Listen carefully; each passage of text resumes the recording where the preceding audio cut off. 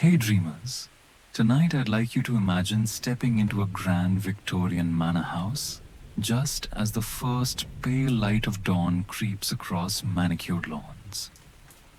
The air is crisp, almost sharp against your skin, and you can see your breath forming little clouds as you exhale. You're holding a silver spoon, not just any spoon, mind you, but one that's been polished to mirror perfection the night before. Your mission, should you choose to accept it, is to collect the morning dew before the sun rises too high and ruins everything.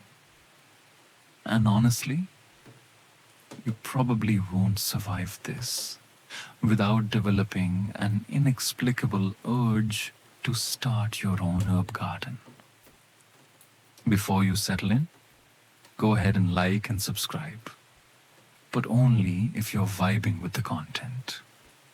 I've got to know, what's keeping you up tonight?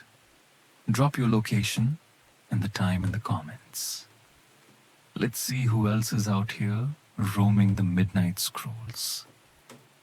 Now, dim the lights and maybe kick on a fan for that cozy background hum. Set the vibe just right. And let's ease into tonight's journey together. You find yourself tiptoeing across wet grass in the half-light, following in the footsteps of countless Victorian housekeepers who made this same journey every morning. The practice wasn't some quaint hobby, it was serious business. Wealthy households across Britain employed servants specifically to collect morning dew using silver spoons, and the ritual had more rules than a modern airport security checkpoint. The silver wasn't just for show either. Victorians genuinely believed that precious metals somehow enhanced the dew's natural properties, like some sort of early morning alchemy.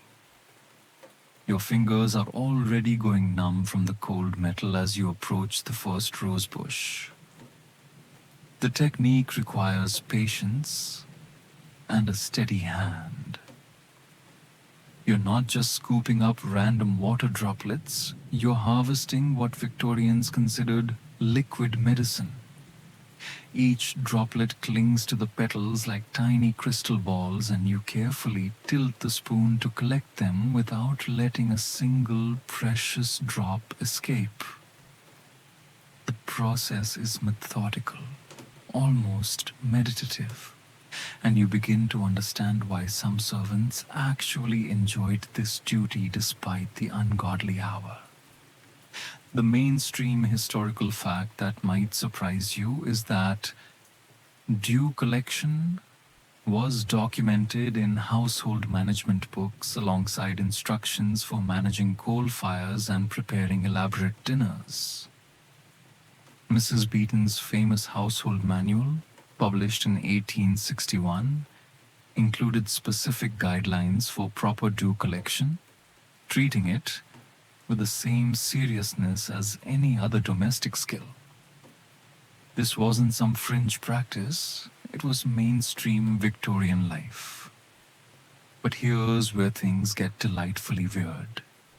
Some households insisted that dew could only be collected during certain lunar phases, and the most dedicated practitioners would only use spoons that had been blessed by the local vicar. Historians still argue whether this spiritual element developed from ancient pagan traditions or was simply Victorian superstition run amok. But the fact remains that some families wouldn't touch dew collected on the wrong day of the month. You notice how the different flowers produce different qualities of dew. The roses seem to hold larger, more perfectly formed droplets, while the lavender creates a fine mist that's almost impossible to collect.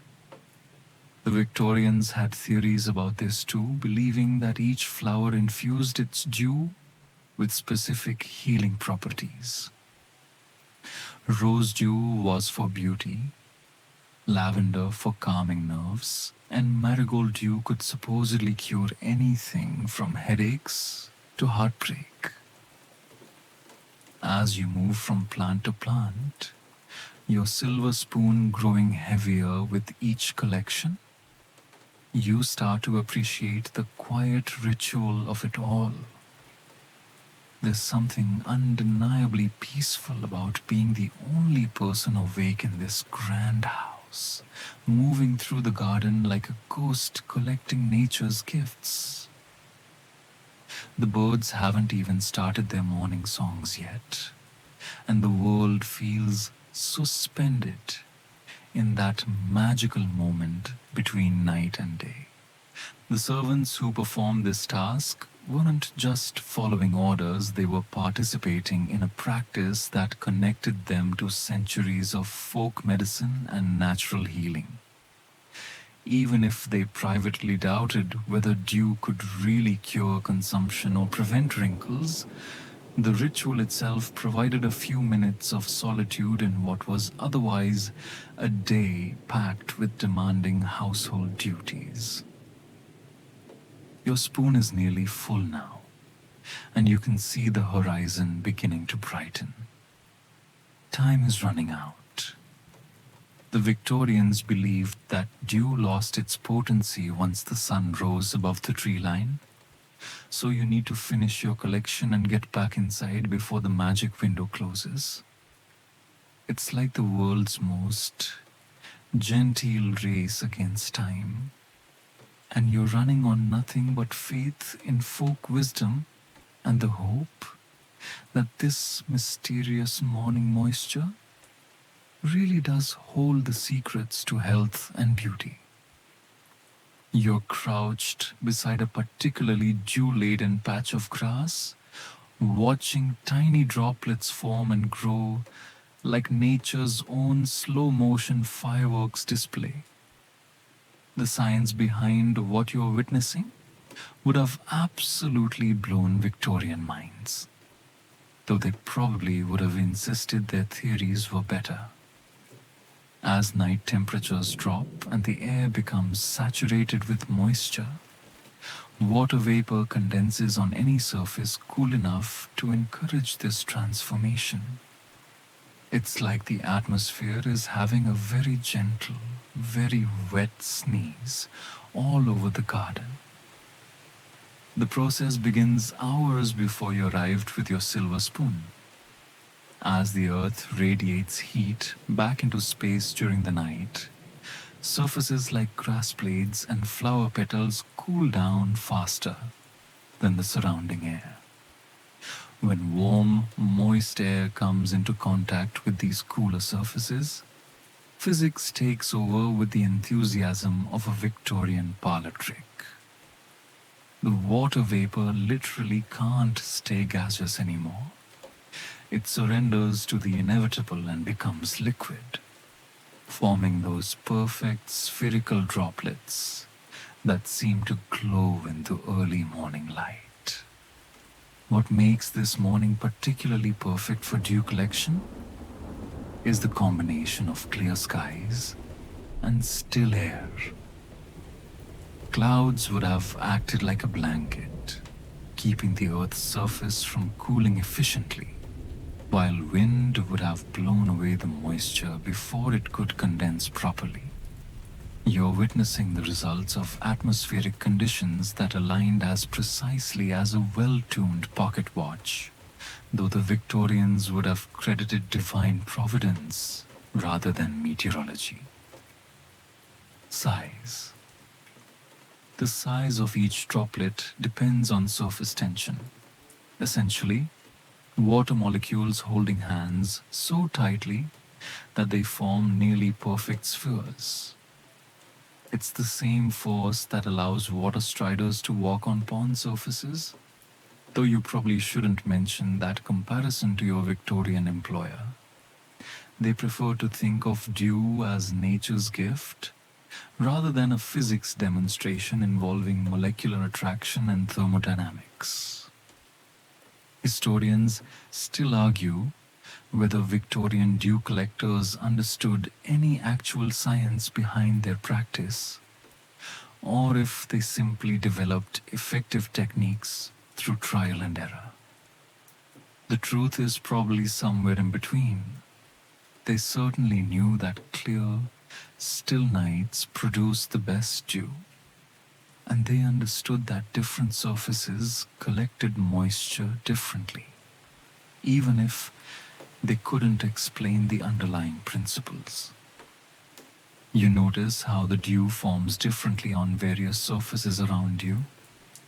The broad leaves of the hostas are practically swimming in moisture, with droplets the size of small pearls rolling around like tiny mercury balls. Meanwhile, the narrow grass blades seem to be wearing strings of miniature diamonds, each blade decorated with a perfect line of decreasing droplets. The rose petals hold water differently again, creating droplets that seem to nestle into the flower's natural curves like they were specifically designed to fit there. The temperature differential that creates this morning magic is surprisingly small. Sometimes just a few degrees difference between the air and surface temperature is enough to trigger condensation.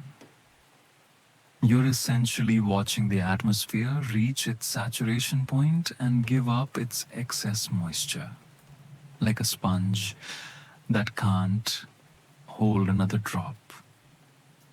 The Victorians might have described this as nature's way of cleansing itself each night, preparing for the new day with fresh, pure water. What's particularly fascinating about this morning's dew is how uniform it appears across the garden. This suggests that conditions were stable throughout the night. No sudden temperature changes or wind gusts to disrupt the process. The Victorians would have considered this a sign of dew's exceptional quality, believing that consistent formation indicated higher potency for whatever ailment they planned to treat. The chemistry of dew is essentially distilled water with trace amounts of whatever was in the air when it condensed.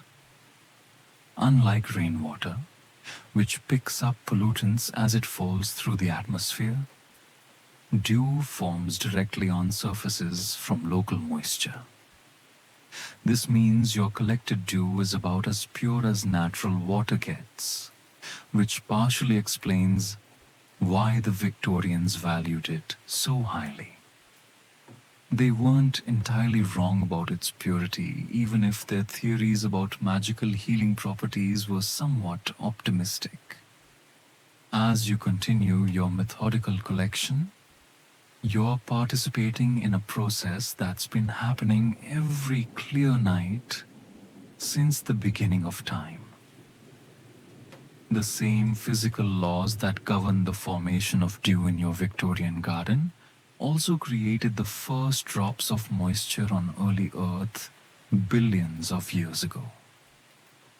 It's a connection to the fundamental forces of nature that the Victorians found deeply meaningful, even if they expressed it in terms of divine providence rather than atmospheric science. The delicate balance required for perfect dew formation makes each successful collection feel like a small miracle. Too much wind, too many clouds, too warm a night, or too much pollution in the air, and you'd be standing in a disappointingly dry garden with nothing but a clean silver spoon to show for your early morning effort. Your silver spoon now holds what Victorian medical practitioners considered liquid gold, a cure-all that could allegedly treat everything from tuberculosis to troubled complexions. The medical establishment of the 1800s had embraced dew therapy with the same enthusiasm they'd later show for cocaine-laced toothache remedies, which should tell you something about Victorian medical judgment. Still, the sheer number of ailments that morning dew supposedly cured would make modern pharmaceutical companies weep with envy. The fundamental belief behind dew's healing powers rested on the theory of natural purity. Victorian doctors argued that because dew formed directly from atmospheric moisture without touching the corrupted earth, it retained all of nature's original healing essence.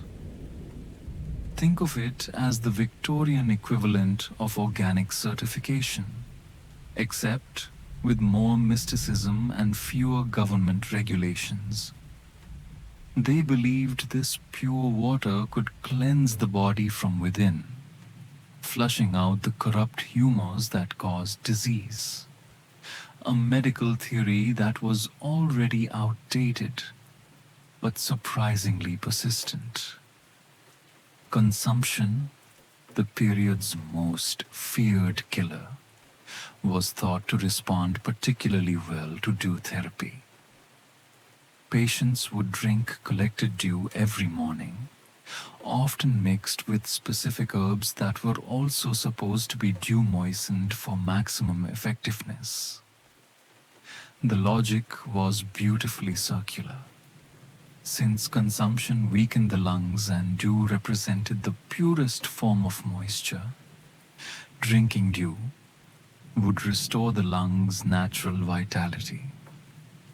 Modern medicine might have a few things to say about treating tuberculosis with garden water, but Victorian optimism was nothing if not resilient. Mainstream medical journals of the era regularly published articles documenting dew's therapeutic benefits, complete with case studies and patient testimonials. The British Medical Journal featured multiple pieces on dew therapy throughout the 1860s and 1870s, treating it as legitimate medical practice rather than folk superstition. Doctors prescribed specific collection methods, timing, and dosages with the same precision they used for laudanum or mercury treatments. But here's where Victorian medical beliefs get delightfully bizarre. Different types of dew were believed to cure different ailments based on which plants produced them. Dew from poisonous plants like foxglove was thought to be especially potent for heart conditions, operating on the principle that like cures like, a homeopathic concept that somehow made sense to people who also believed that bad air caused cholera. Rose dew specialized in skin conditions and matters of the heart, while dew from cemetery flowers was reserved for the most serious cases, presumably because it had been in contact with the spirits of the deceased. Historians still argue whether Victorian doctors genuinely believed in dew's curative properties or simply prescribed it as a harmless placebo that made patients feel like they were taking active steps toward recovery. The evidence suggests a mixture of both. Some physicians were true believers, while others recognized that dew therapy at least couldn't make patients worse, unlike some of their more aggressive treatments involving mercury poisoning and bloodletting. The preparation of dew for medical use involved elaborate rituals that would make modern laboratory procedures look casual. The collected dew had to be strained through muslin cloth to remove any visible impurities, then stored in glass bottles that had been sterilized with boiling water. Some practitioners insisted on adding a few drops of brandy as a preservative, though skeptics suggested this was just an excuse to make the medicine more palatable. Dosage recommendations varied wildly depending on which medical authority you consulted. Conservative physicians suggested a single tablespoon of dew each morning on an empty stomach, while more enthusiastic practitioners recommended up to half a cup daily, taken in 3 equal doses before meals. The most extreme advocates suggested that serious invalids should consume nothing but dew and bread for entire weeks, essentially prescribing a starvation diet with extra steps. Eye conditions received particular attention in dew therapy protocols. Patients were instructed to bathe their eyes with fresh dew, using cotton pads or, in severe cases, to lie on their backs in the garden and allow dew to drip directly from flower petals onto their open eyes. The Victorian faith in natural remedies was apparently stronger than their fear of getting random garden moisture in their eyeballs, which says something about either their courage or their desperation. Skin conditions from eczema to premature aging were treated with dew baths, where patients would either roll naked in dew-covered grass at dawn or have servants collect enough dew to fill a wash basin for indoor treatment. These dew baths were supposed to restore the skin's natural moisture and eliminate toxins through the pores, operating on the theory that pure water could somehow extract impurities just by making contact. The psychological benefits of dew therapy were probably more significant than the physical ones. Patients who participated in dawn collection rituals experienced the documented health benefits of early morning exercise, fresh air, and exposure to natural light. The meditative aspects of the collection process likely reduced stress and anxiety, while the sense of taking active control over their health provided emotional benefits that traditional medicine was only beginning to understand. The silver spoon in your hand isn't just a collection tool, it's a badge of social status that separates you from the common masses who make do with pewter, wood, or, heaven forbid, their bare hands. In Victorian society, even the implements used for folk medicine had to reflect your position in the social hierarchy because apparently class distinctions were so important they extended to how you harvested morning moisture. The wealthy didn't just collect better dew, they collected it with better equipment, stored it in finer containers, and probably even breathed better air while doing it.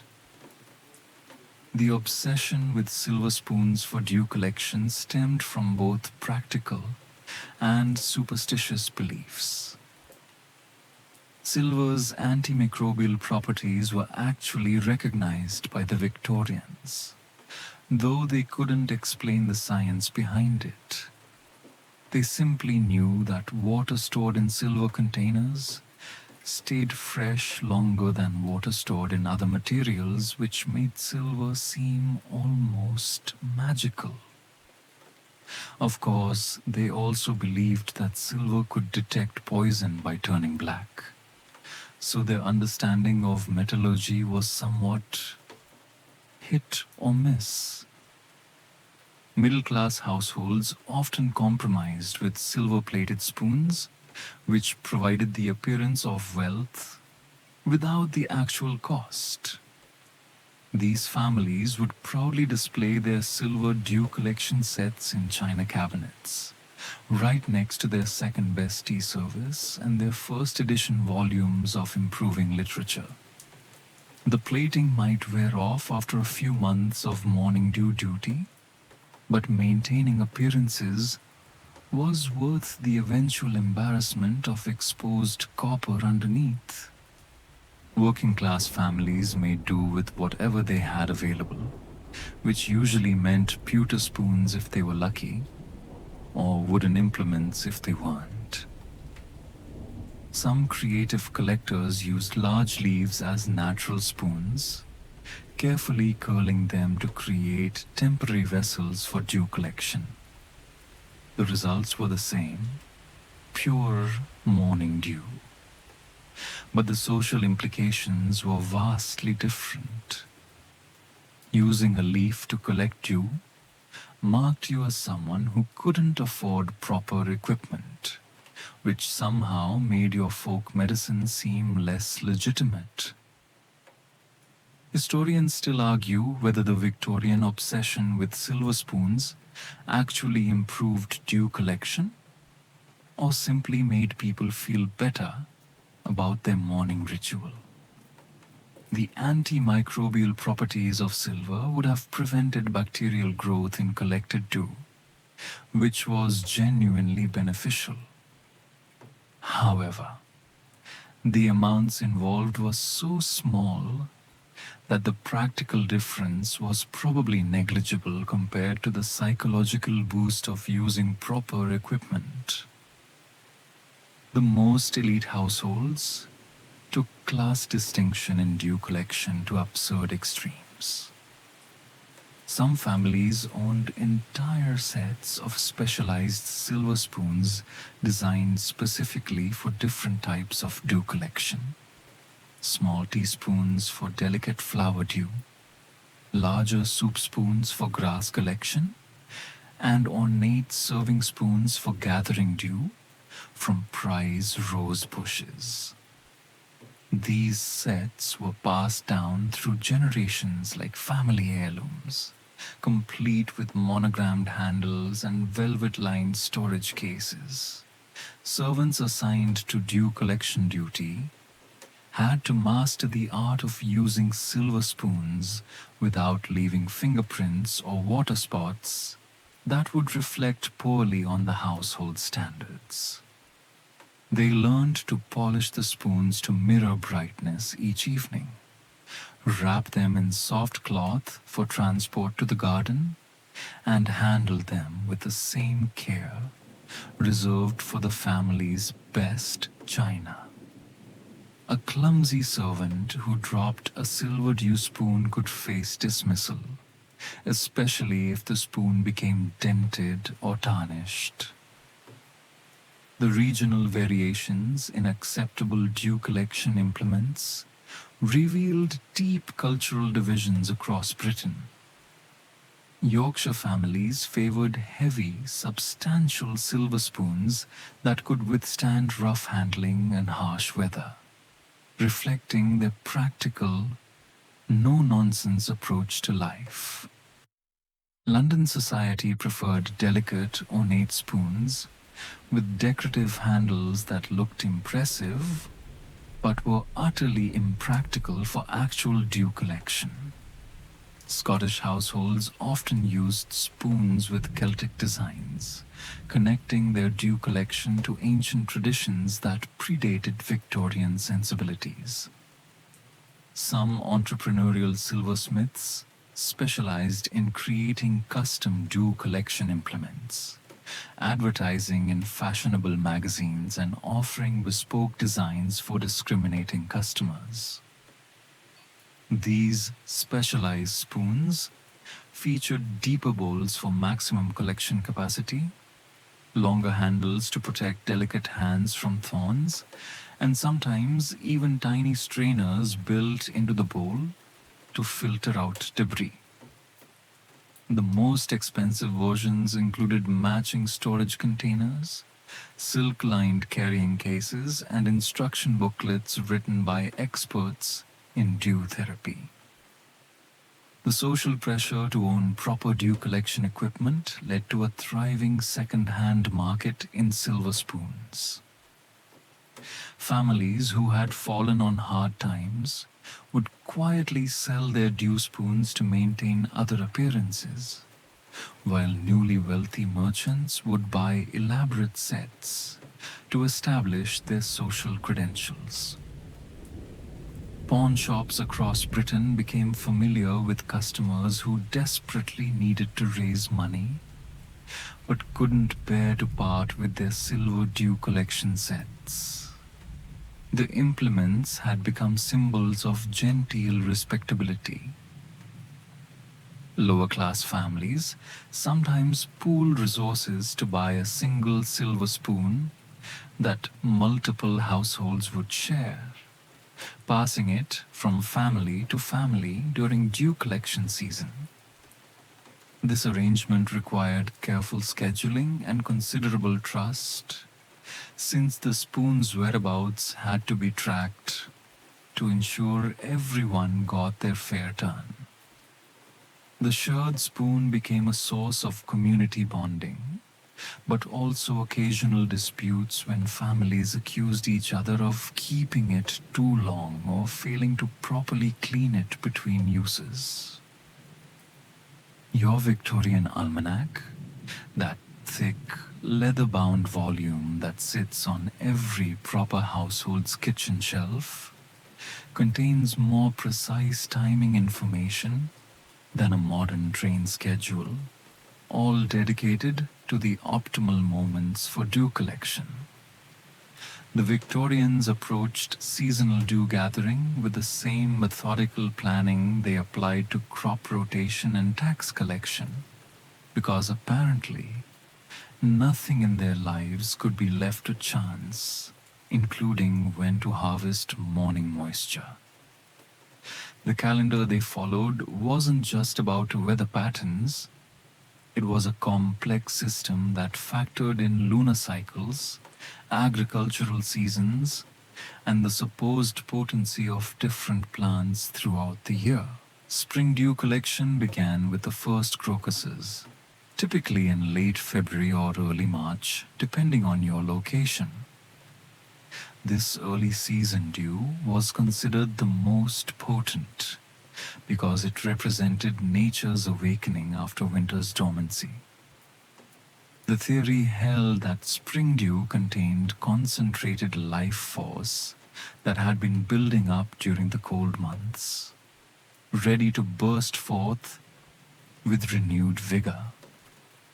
Modern science might question whether water molecules have seasonal mood swings, but Victorian optimism was unshakable when it came to natural remedies. The peak collection season ran from May through September, with each month offering different therapeutic specialties. May dew was prized for its alleged ability to enhance beauty and promote youthful skin, collected primarily from hawthorn blossoms and young rosebuds. June brought the famous midsummer dew, gathered during the longest days of the year when sunlight was thought to charge the moisture with extra healing energy. July dew specialized in digestive ailments, while August moisture was reserved for respiratory conditions. Mainstream Victorian medical practice recognized these seasonal variations and prescribed different collection schedules based on patient needs. The Royal College of Physicians published guidelines suggesting that consumptive patients should focus on autumn dew collection when the cooling air was thought to mirror the cooling effect needed in fevered lungs.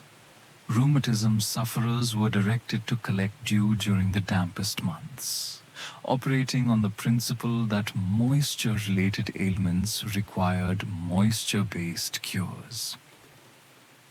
But here's where Victorian timing gets wonderfully obsessive.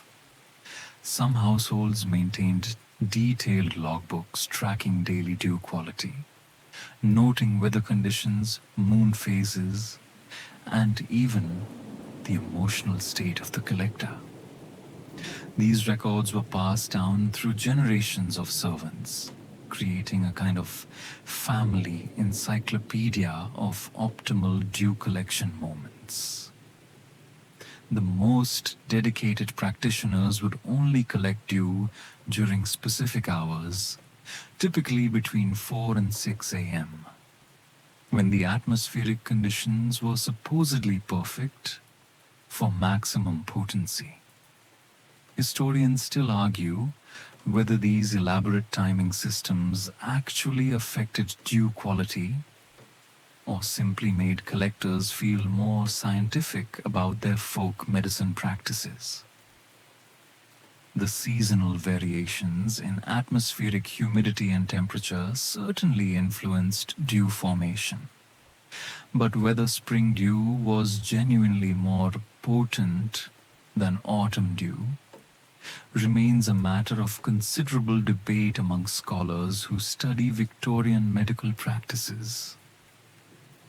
The lunar calendar played a crucial role in determining collection schedules, with many households refusing to gather dew during the new moon, believing that the lack of moonlight somehow diminished the water's therapeutic properties. Full moon dew was considered especially powerful, leading to midnight collection expeditions that must have confused the neighbors considerably. Some families even timed their dew collection to coincide with specific zodiacal influences, consulting astrological charts alongside their weather predictions. Regional climate variations created different optimal seasons across Britain. Scottish households began their collection season later and ended it earlier, working within a shorter window of favorable conditions. Coastal areas had to account for salt spray contamination, which supposedly ruined dew's purity, while inland regions worried about industrial pollution from the growing number of factories. The timing had to be adjusted for local conditions, creating a complex web of regional collection calendars. Weather prediction became an essential skill for successful dew collectors who learned to read atmospheric signs like professional meteorologists. Clear skies were obviously necessary, but humidity levels, wind patterns, and temperature trends all affected both the quantity and quality of morning dew. Experienced collectors could predict optimal dew formation days with remarkable accuracy, planning their schedules around weather patterns like farmers planning harvests. The most organized households maintained separate collection schedules for different family members based on their individual health needs. Children's dew was collected during the gentlest weather conditions, while adults could handle more challenging collection circumstances. Elderly family members often had their dew collected during the calmest, warmest mornings to avoid any risk of catching cold during the process. Some families divided their collection duties seasonally, with different servants assigned to different times of year based on their experience and reliability. The head housekeeper might handle the critical spring collections, while junior staff managed the routine summer gathering. This system ensured that the most important dew collection moments weren't left to inexperienced hands, treating the seasonal calendar with the same respect accorded to other household management schedules. Winter dew collection was rare, but not unheard of, reserved for the most desperate medical situations. The few droplets that formed during cold months were thought to be incredibly concentrated, like nature's own reduction source of healing properties. Collectors had to work quickly before the dew froze, creating an additional layer of complexity that made winter collection a specialized skill, requiring considerable dedication and warm clothing. Your reflection stares back at you from the silver spoon's polished surface as you realize that the dew you're collecting represents the Victorian era's most exclusive beauty treatment. A skincare regimen that makes modern luxury face creams look like bargain bin moisturizer. Victorian ladies approached dew-based beauty care with the same systematic dedication they applied to learning watercolor painting and perfecting their penmanship. Except this particular skill required getting up before dawn and potentially encountering garden spiders. The beauty industry of the 1800s might not have had fancy laboratories or celebrity endorsements, but it had something arguably more powerful: the absolute conviction that nature's gifts were superior to anything humans could manufacture. The morning beauty ritual began with what Victorian ladies called dew washing, a process that involved gently patting collected dew onto the face using soft cotton cloths or natural sponges. The technique required patience and a light touch. Too much pressure would waste the precious moisture, while too little contact wouldn't deliver the supposed benefits. Ladies would start at the forehead and work downward in systematic patterns, ensuring every inch of skin received equal treatment.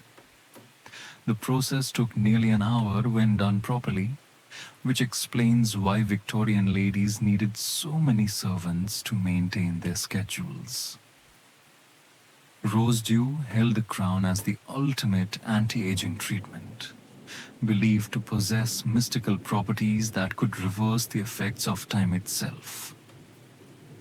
The theory suggested that since roses represented perfect beauty in nature, their dew would transfer that perfection to human skin. Softly, Victorian beauty science was heavy on symbolism and light on actual chemistry, but the placebo effect was apparently quite powerful when delivered through such an elaborate ritual. Mainstream beauty publications of the era featured detailed articles on dew collection and application techniques, treating the practice as seriously as modern magazines discuss retinol and peptides. The Ladies' Magazine regularly published seasonal guides to optimal dew collection, complete with illustrations showing proper application methods and testimonials from satisfied practitioners.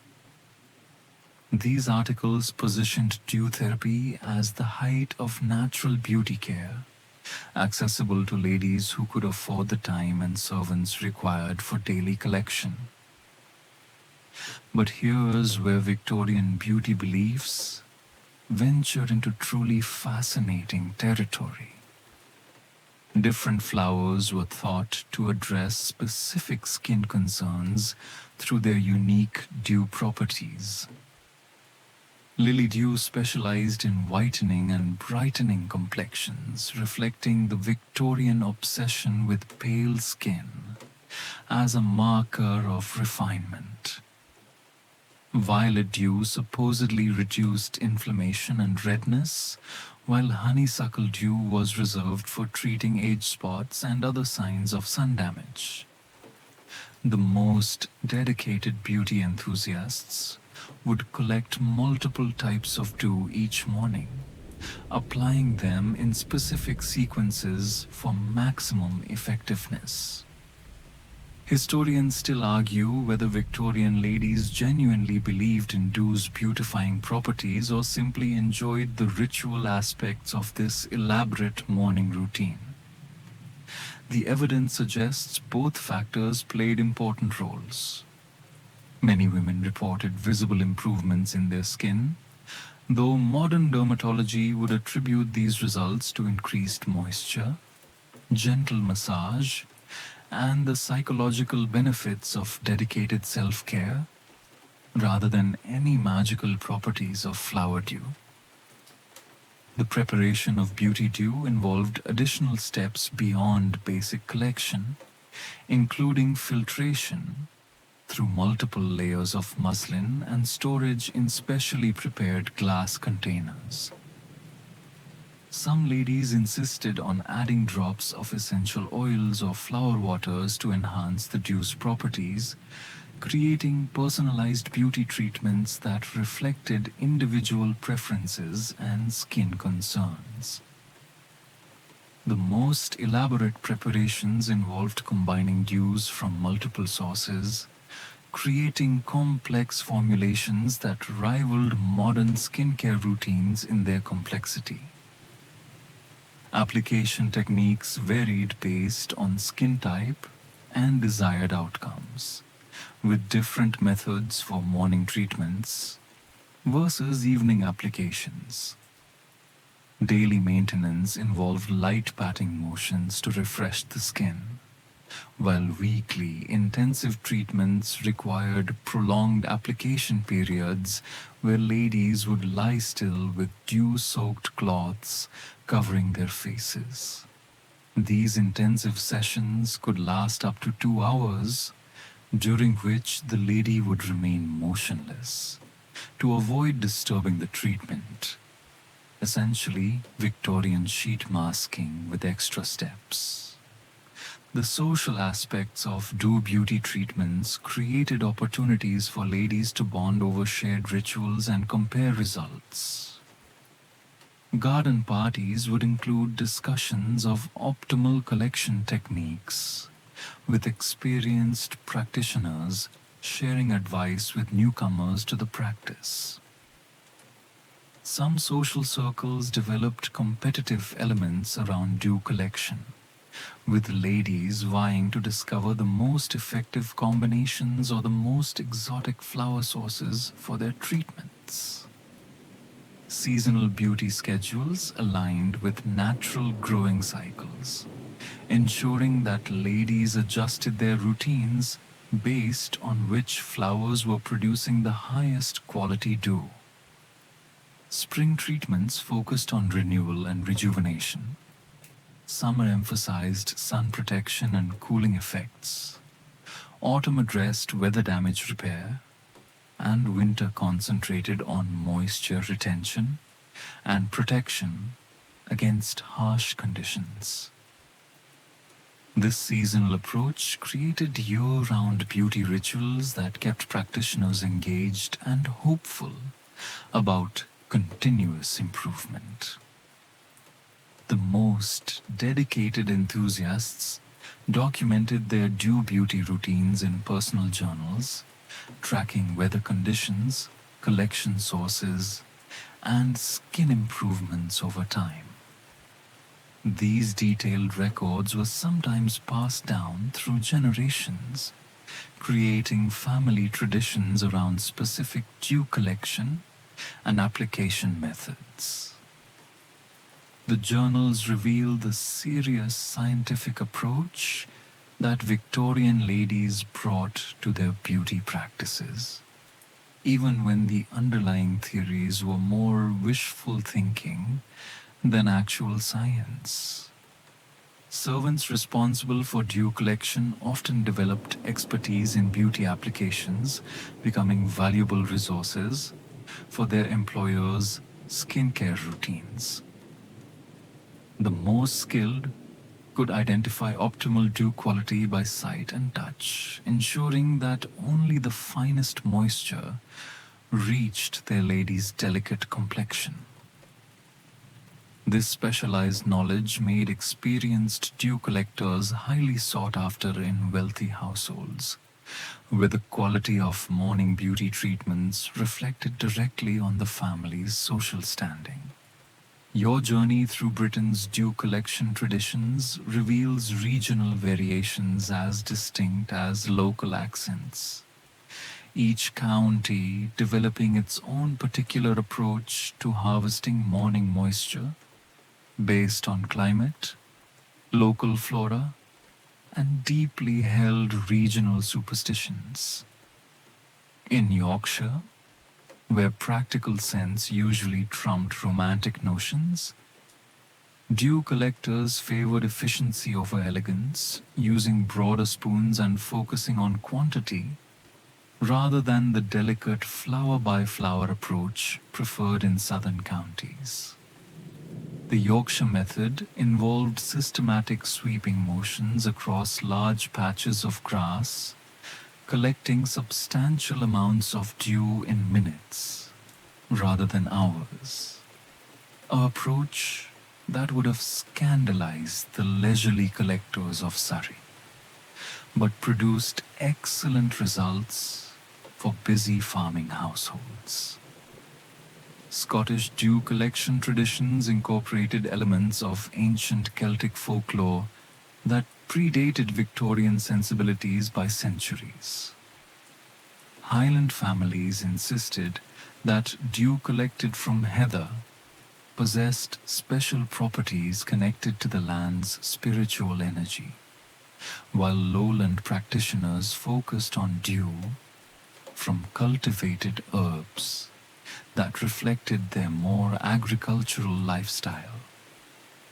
The Scottish timing calendar followed lunar cycles more closely than their English counterparts, with collection activities planned around the phases of the moon rather than simply weather conditions.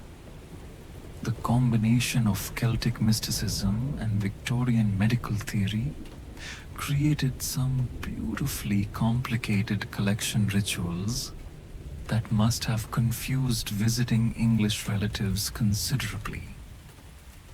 In Cornwall, coastal families had to contend with salt spray contamination, which supposedly ruined dew's purity according to traditional belief.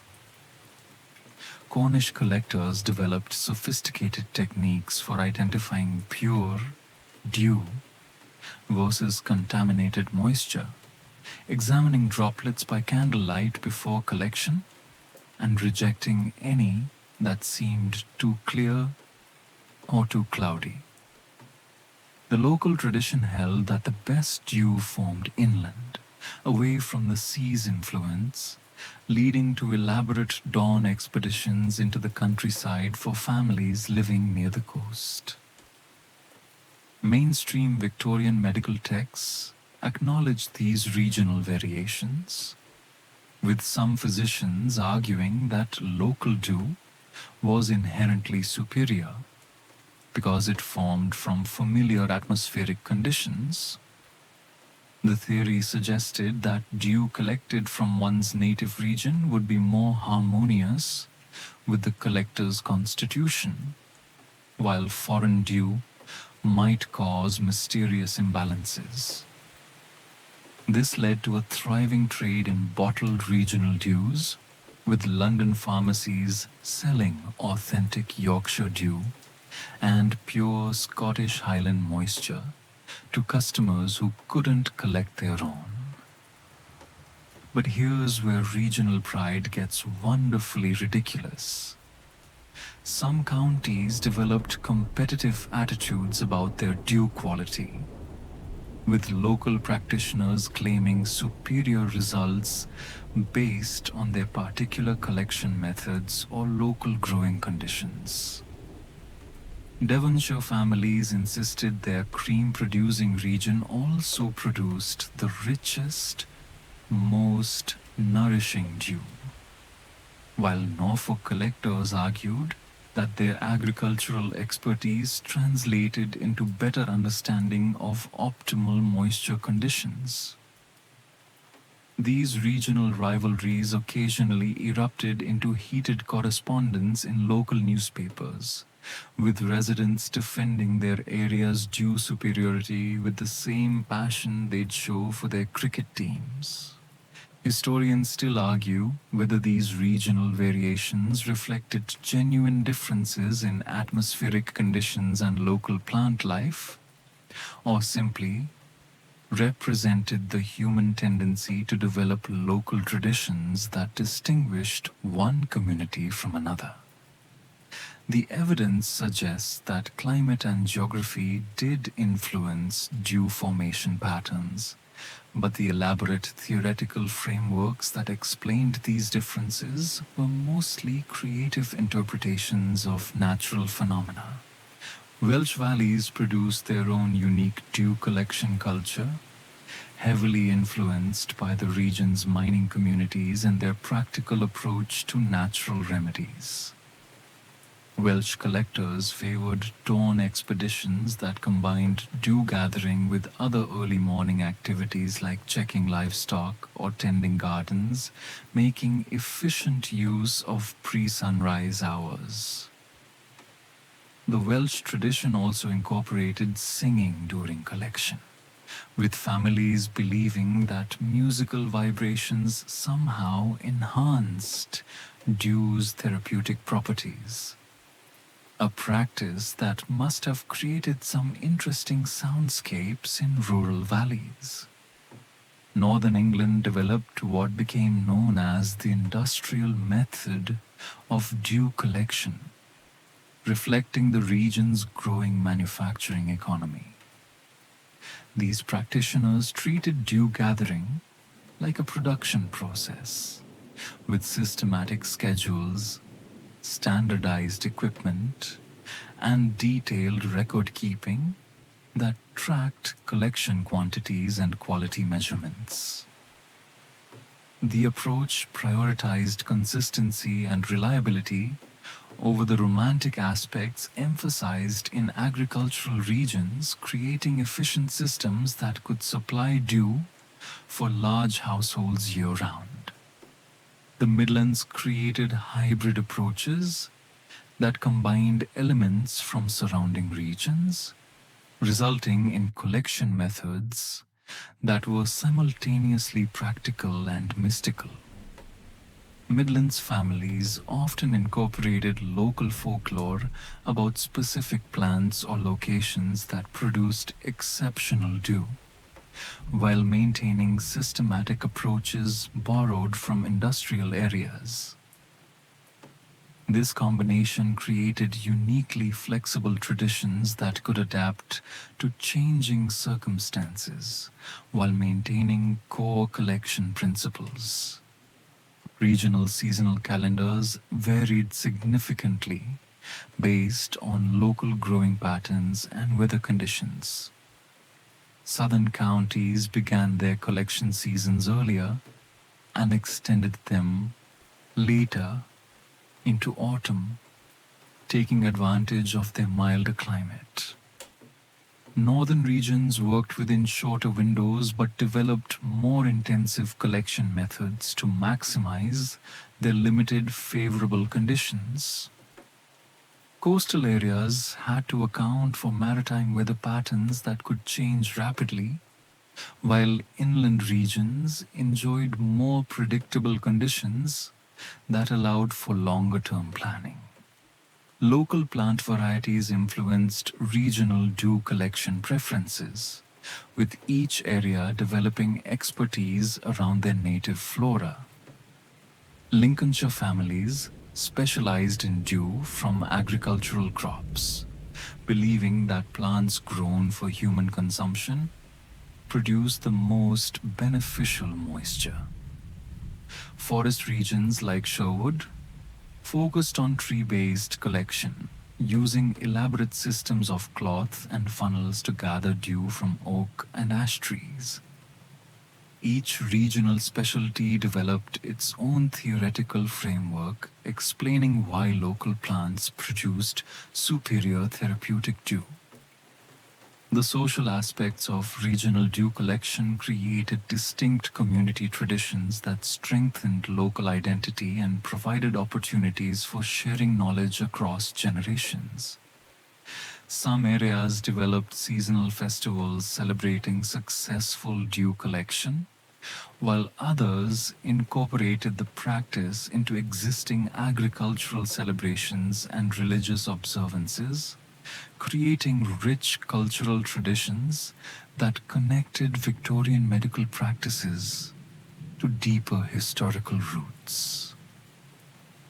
The bells of the local church tower chime 4 times as you stumble through the servants' entrance, clutching your silver spoon and trying to remember why you ever thought domestic service was a good career choice.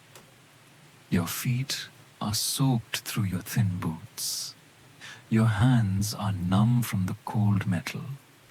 And you've got at least 12 more hours of demanding household duties ahead of you before you can collapse into your narrow bed in the attic.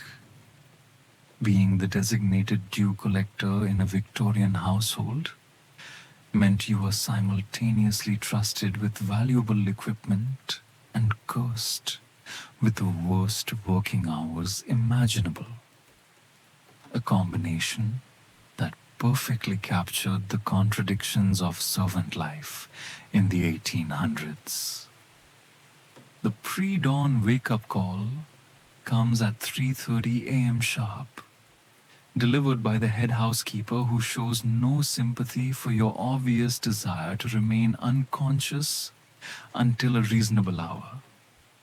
There's no snooze button in Victorian service, no leisurely morning routine, just the immediate transition from sleep to full alertness required to handle delicate silver implements in near total darkness. You've learned to lay out your clothes the night before, including the extra stockings you'll need after walking through wet grass, because fumbling around in the dark trying to find dry socks is not how you want to start your day. The romantic notion of communing with nature at dawn loses considerable appeal when you're doing it every single day, regardless of weather, mood, or general enthusiasm for consciousness. Your due collection equipment requires careful preparation each evening, a process that adds another 30 minutes to your already extensive daily duties. The silver spoons must be polished to mirror brightness, wrapped in soft cloth to prevent scratching, and stored in a special case that protects them from tarnishing overnight. You've also learned to prepare backup containers in case of accidents, extra cloth for drying your hands, and small towels for wiping dew from your face when the morning mist becomes too heavy. The whole kit weighs surprisingly much when you're carrying it across gardens in the dark, stumbling over decorative borders and trying not to trip into rose bushes. The actual collection process demands skills that weren't covered in your servant training, which apparently assumed you'd intuitively understand how to harvest microscopic water droplets without losing half of them to gravity. You've developed techniques through painful trial and error. The proper angle for tilting spoons to encourage dew accumulation, the optimal walking pace that maximizes collection without creating vibrations that shake droplets loose, and the precise timing required to finish before sunrise ruins everything. These skills took months to master, during which you endured regular criticism from the housekeeper about your collection quantities and quality. Mainstream Victorian household management books treated due collection as a standard servant responsibility, providing detailed instructions alongside guidance for blackening boots and preparing breakfast. Mrs. Beaton's household manual devoted 3 pages to proper due collection techniques, emphasizing the importance of training servants thoroughly in this essential skill. The books assumed that competent servants would naturally excel at dew gathering, ignoring the reality that most domestic workers had never encountered such specialized requirements before entering service. But here's where the servant's experience gets particularly challenging. You're personally responsible for the success or failure of your employer's health treatments, despite having no medical training or understanding of the theoretical framework behind dew therapy. When the lady of the house complains that her morning dew treatment isn't producing the expected results, you're the one who gets blamed for poor collection technique, inadequate timing, or insufficient attention to quality control. The pressure to produce consistently excellent dew creates constant anxiety about weather conditions, equipment maintenance, and your own performance standards. Historians still argue whether servants genuinely believed in dew's therapeutic properties or simply performed their duties with professional competence, regardless of personal skepticism.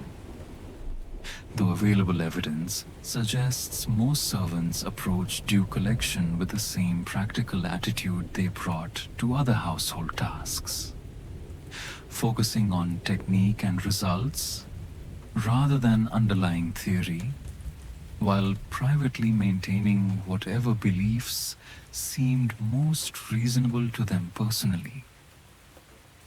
The physical demands of dew collection compound the challenges of an already exhausting work schedule. Your daily routine now begins 2 hours earlier than other servants, but your remaining duties haven't been reduced to compensate for the additional responsibility. You still need to help prepare breakfast, clean reception rooms, assist with laundry, and handle whatever emergency tasks arise throughout the day. The early morning dew collection leaves you operating on even less sleep than usual, which wasn't much to begin with in a household that expected servants to be available from dawn until well past dusk.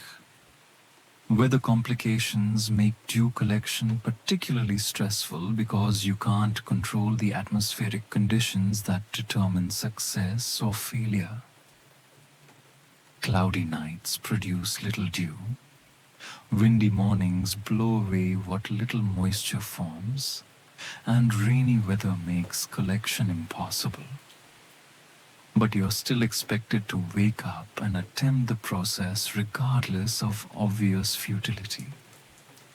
Failed collection days require explanations to employers who don't necessarily understand or accept weather-related limitations, leading to uncomfortable conversations about your competence and dedication. The seasonal variations in dew collection create uneven workload distribution that affects your ability to plan and manage other responsibilities. Spring and summer require daily collection efforts, while autumn and winter provide occasional relief but also bring pressure to maximize collection during brief, favorable windows. You've learned to adjust your sleep schedule seasonally, catching up on rest during winter months, while preparing for the intensive collection periods that dominate warmer weather. The social isolation of early morning dew collection adds another layer of difficulty to servant life that's already characterized by limited personal time and restricted social opportunities. While other servants are sleeping, you're alone in gardens, missing the informal conversations and camaraderie that make domestic service bearable. The solitary nature of the work means you spend significant portions of your day without human interaction, which can be both peaceful and lonely, depending on your temperament and the particular stresses of household life. Equipment maintenance responsibilities extend your duties beyond simple collection. requiring knowledge of silver care, storage techniques, and replacement procedures that add complexity to your role. You're accountable for expensive implements that represent significant household investments, creating additional pressure to avoid accidents or damage that could result in replacement costs deducted from your wages. Wages that weren't particularly generous to begin with. The folklore surrounding your morning dew collection reads like a fantasy novel written by someone who took herbal remedies very seriously, with each flower species supposedly imbuing its moisture with specific magical properties that would make modern aromatherapists weep with envy. Victorian superstitions about dew collection created an elaborate mythology that transformed simple water droplets into mystical potions, complete with detailed instructions about which plants produce the most powerful healing moisture and when to collect it for maximum effectiveness. The belief system was so comprehensive that households maintained detailed charts mapping flower types to their supposed therapeutic specialties, treating garden planning like pharmaceutical research. Rose dew held the undisputed crown in the Victorian magical moisture hierarchy, believed to possess romantic and beautifying properties that could enhance both physical appearance and emotional well-being. The superstition held that dew collected from red roses would inspire passionate love, while white rose dew promoted pure spiritual affection. Pink roses offered a compromise position, providing gentle romantic enhancement without the dramatic intensity associated with their deeper colored cousins. The Victorian ability to assign specific emotional outcomes to water droplets from different colored flowers reveals either remarkable imagination or a touching faith in nature's organizational skills. Lavender dew specialized in calming nerves and promoting restful sleep, making it particularly valuable for treating anxiety, insomnia, and what Victorians delicately termed nervous conditions. The collection ritual for lavender dew involved special timing requirements. It had to be gathered during the pre-dawn hours when the plant's essential oils were supposedly most concentrated, creating moisture that captured both water and aromatic compounds. Families would plant extensive lavender borders specifically for dew collection purposes, treating their gardens like outdoor pharmacies designed to produce liquid tranquilizers. Mainstream Victorian folklore collections documented hundreds of specific flower dew combinations, each with detailed instructions for optimal collection and application methods. The Complete Guide to Natural Remedies published extensive tables matching plant species to medical conditions, seasonal timing recommendations, and preparation techniques that rivaled modern pharmaceutical guidelines in their complexity. These folk medicine references were taken seriously by medical practitioners who incorporated traditional knowledge into their treatment protocols. But here's where Victorian flower superstitions venture into delightfully specific territory. The belief that dew's potency varied based not just on flower type, but on the individual plant's history, location, and even emotional environment. Dew from roses that had been praised and cared for lovingly was considered more potent than moisture from neglected plants, operating on the theory that positive energy somehow transferred into the water droplets. Gardens maintained specifically for dew collection received daily attention that included talking to the plants, playing music, and ensuring they experienced only positive human interactions. Historians still argue whether these elaborate flower-specific beliefs developed from actual observations of different therapeutic outcomes or simply represented the human tendency to create comprehensive explanatory systems for natural phenomena that weren't fully understood. The evidence suggests that while different plants certainly produced chemically distinct dew due to varying essential oil content, the specific therapeutic claims were largely wishful thinking supported by selective observation and confirmation bias. Marigold dew was reserved for treating wounds and skin infections, based on the belief that the flower's bright orange color indicated natural antiseptic properties. Victorian logic often connected visual characteristics to therapeutic functions, assuming that nature provided obvious clues about how plants should be used medicinally. Marigold collection required specific weather conditions, clear skies with high humidity, and had to be completed before the sun rose high enough to evaporate the morning moisture, creating a narrow window of opportunity that added urgency to the collection process. Violet dew held special significance for treating children's ailments, considered gentle enough for delicate constitutions while still providing effective healing properties.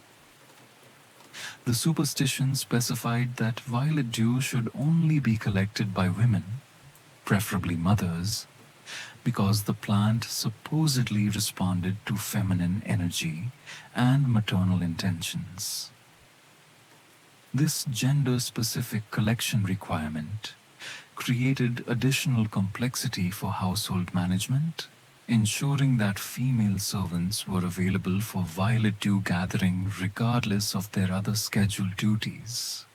The most exotic dew collection focused on plants with established magical associations, including foxglove for heart conditions, nightshade for mysterious ailments that defied conventional treatment, and mistletoe for cases requiring particularly powerful intervention.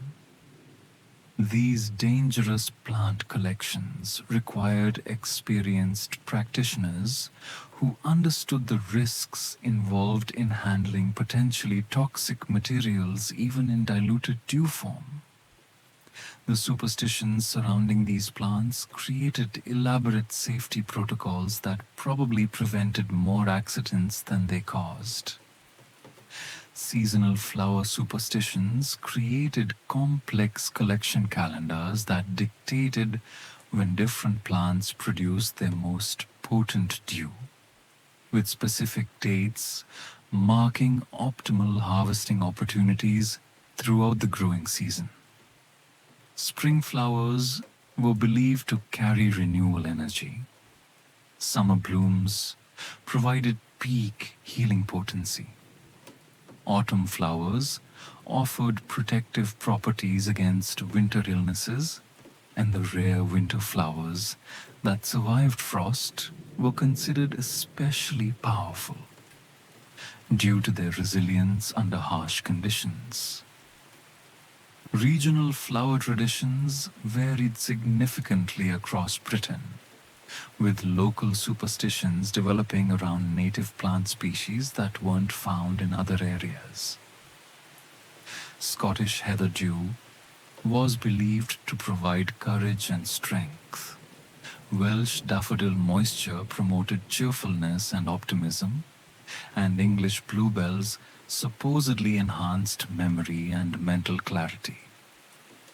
These regional specialties created trade opportunities for bottled dew products that allowed people to access non-local flower essences without traveling to distant gardens.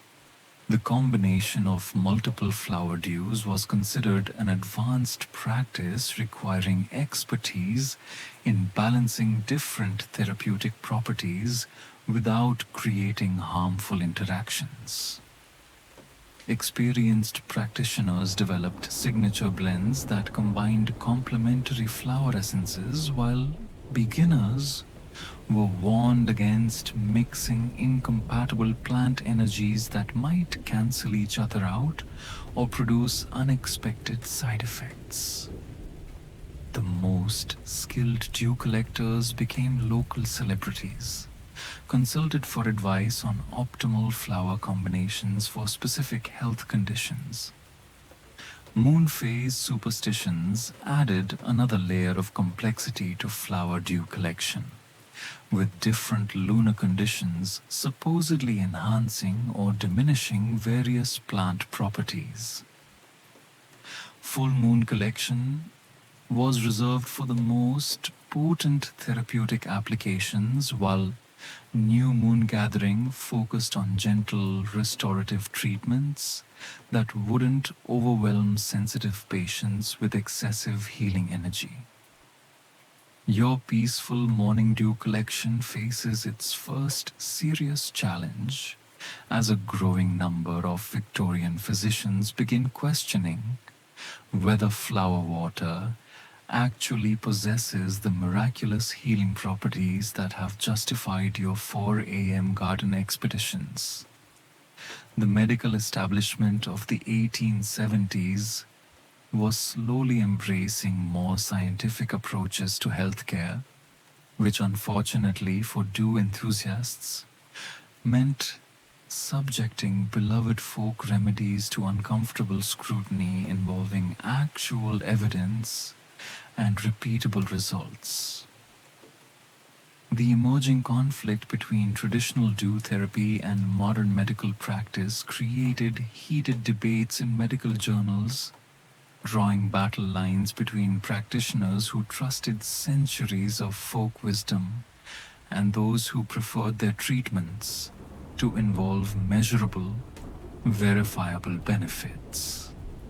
Dr. Edmund Hartwell of the London Medical Society published the first major critique of dew therapy in 1873, arguing that morning moisture was simply distilled water with trace atmospheric particles, hardly the miracle cure that justified elaborate collection rituals and expensive silver implements. His paper, titled An Investigation into the Supposed Therapeutic Properties of Morning Dew, presented controlled experiments showing no significant difference between dew-treated patients and those receiving conventional medical care. Dr. Hartwell's findings were about as welcome in dew-collecting households as a rainstorm during optimal collection weather, but his methodical approach was difficult to dismiss entirely. The scientific opposition to dew therapy gained momentum through the work of Dr. Margaret Thornfield, one of the first female physicians to challenge folk medicine practices publicly. Dr. Thornfield argued that dew collection rituals provided psychological benefits that were mistakenly attributed to the water itself, suggesting that early morning exercise, fresh air exposure, and the sense of taking active control over one's health produced the real therapeutic effects. Her research documented improved outcomes in patients who followed morning routines involving garden walks and deep breathing exercises without any dew consumption whatsoever. Mainstream medical education began incorporating criticism of folk remedies into standard curricula, teaching new doctors to question traditional practices that lacked scientific foundation. Medical schools started requiring students to examine popular remedies through empirical observation rather than accepting historical claims at face value.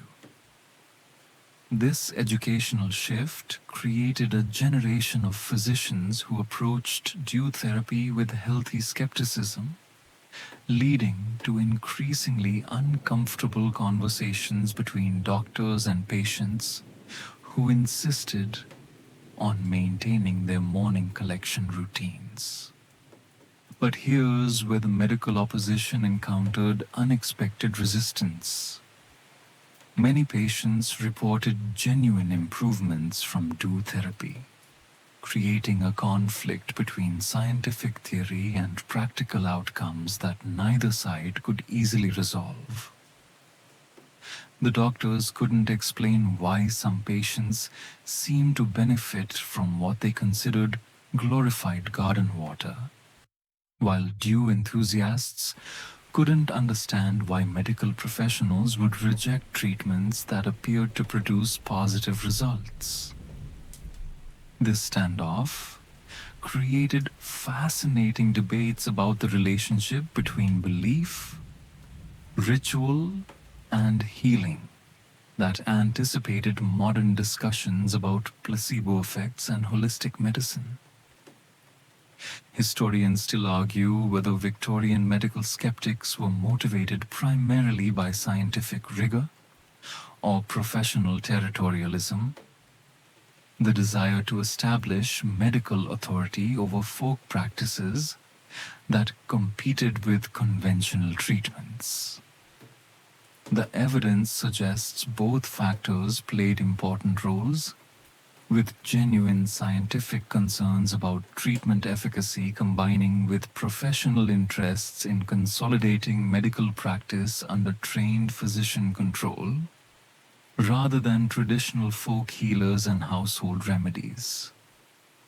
The most prominent skeptic, Dr. Charles Whitmore of Edinburgh University, conducted extensive experiments comparing dew-treated patients with control groups receiving plain water or no treatment at all. His results, published in the British Medical Journal over several years, consistently showed no significant therapeutic differences between dew and other forms of hydration. Dr. Whitmore's work was particularly damaging to dew therapy's credibility because he took the time to replicate traditional collection methods exactly, using silver spoons and following seasonal timing guidelines to ensure fair testing conditions. Opposition physicians faced the challenge of explaining why dew therapy seemed to work for some patients, leading to early investigations into what would later be understood as psychological and lifestyle factors in healing. Dr. Whitmore proposed that dew collection rituals provided structure, purpose, and hope to patients who might otherwise feel helpless about their conditions, while the early morning activity and fresh air exposure contributed physical benefits that had nothing to do with the collected moisture itself. The medical establishment's critique of dew therapy extended beyond questions about effectiveness to concerns about safety and resource allocation. Physicians worried that patients relying on folk remedies might delay seeking proper medical treatment for serious conditions, while the time and expense devoted to dew collection could be better invested in proven therapeutic approaches. These practical concerns added urgency to the scientific debate, transforming academic discussions into public health policy questions. Some medical professionals attempted compromise positions, acknowledging that dew therapy appeared harmless while questioning its active therapeutic properties. These physicians suggested that patients could continue their collection routines if they found them personally meaningful, but should also pursue conventional medical treatment for serious conditions. This moderate approach satisfied neither traditional dew enthusiasts nor medical reformers, creating an uncomfortable middle ground that pleased no one completely. The pharmaceutical industry's growing influence on medical practice created additional pressure against folk remedies that competed with commercial drug sales. While conspiracy theories about deliberate suppression of natural remedies were probably exaggerated, the economic interests involved in promoting manufactured medicines certainly didn't encourage support for free garden water as therapeutic alternatives. The financial incentives favored treatments that could be patented, bottled, and sold rather than practices that anyone could perform in their backyard. Regional medical societies responded differently to dew therapy criticism, with urban physicians generally more skeptical than their rural counterparts who maintained closer connections to traditional folk medicine practices. Country doctors often found themselves caught between medical school training that emphasized scientific skepticism and practical experience with patients who insisted that folk remedies produced genuine benefits. This geographic divide created uneven adoption of anti-dew medical positions across Britain. The debate over dew therapy reflected broader tensions between traditional knowledge systems and emerging scientific methodology that characterized Victorian intellectual life. The conflict wasn't simply about morning moisture collection. It represented fundamental questions about how societies should evaluate and validate therapeutic practices, balance respect for tradition with demands for evidence, and navigate the complex relationship between belief, ritual, and healing outcomes. Your silver spoon becomes part of a thriving commercial enterprise as enterprising Victorian businessmen realize that not everyone can wake up at dawn to collect their own therapeutic moisture, creating a market for bottled dew that transforms your household ritual into someone else's profitable venture. The commercialization of dew collection began in the 1860s when London entrepreneurs started advertising genuine morning dew in fashionable magazines, promising the same therapeutic benefits as home collection, but with the convenience of doorstep delivery. These early dew merchants faced the obvious challenge of convincing customers that their bottled product was actually collected from gardens rather than simply filled from the nearest water pump, leading to elaborate marketing campaigns that emphasized authenticity, purity, and traditional collection methods. The most successful commercial dew operation belonged to Pemberton and Sons of Kensington, who developed a sophisticated distribution network that supplied bottled dew to wealthy households across London and the surrounding counties.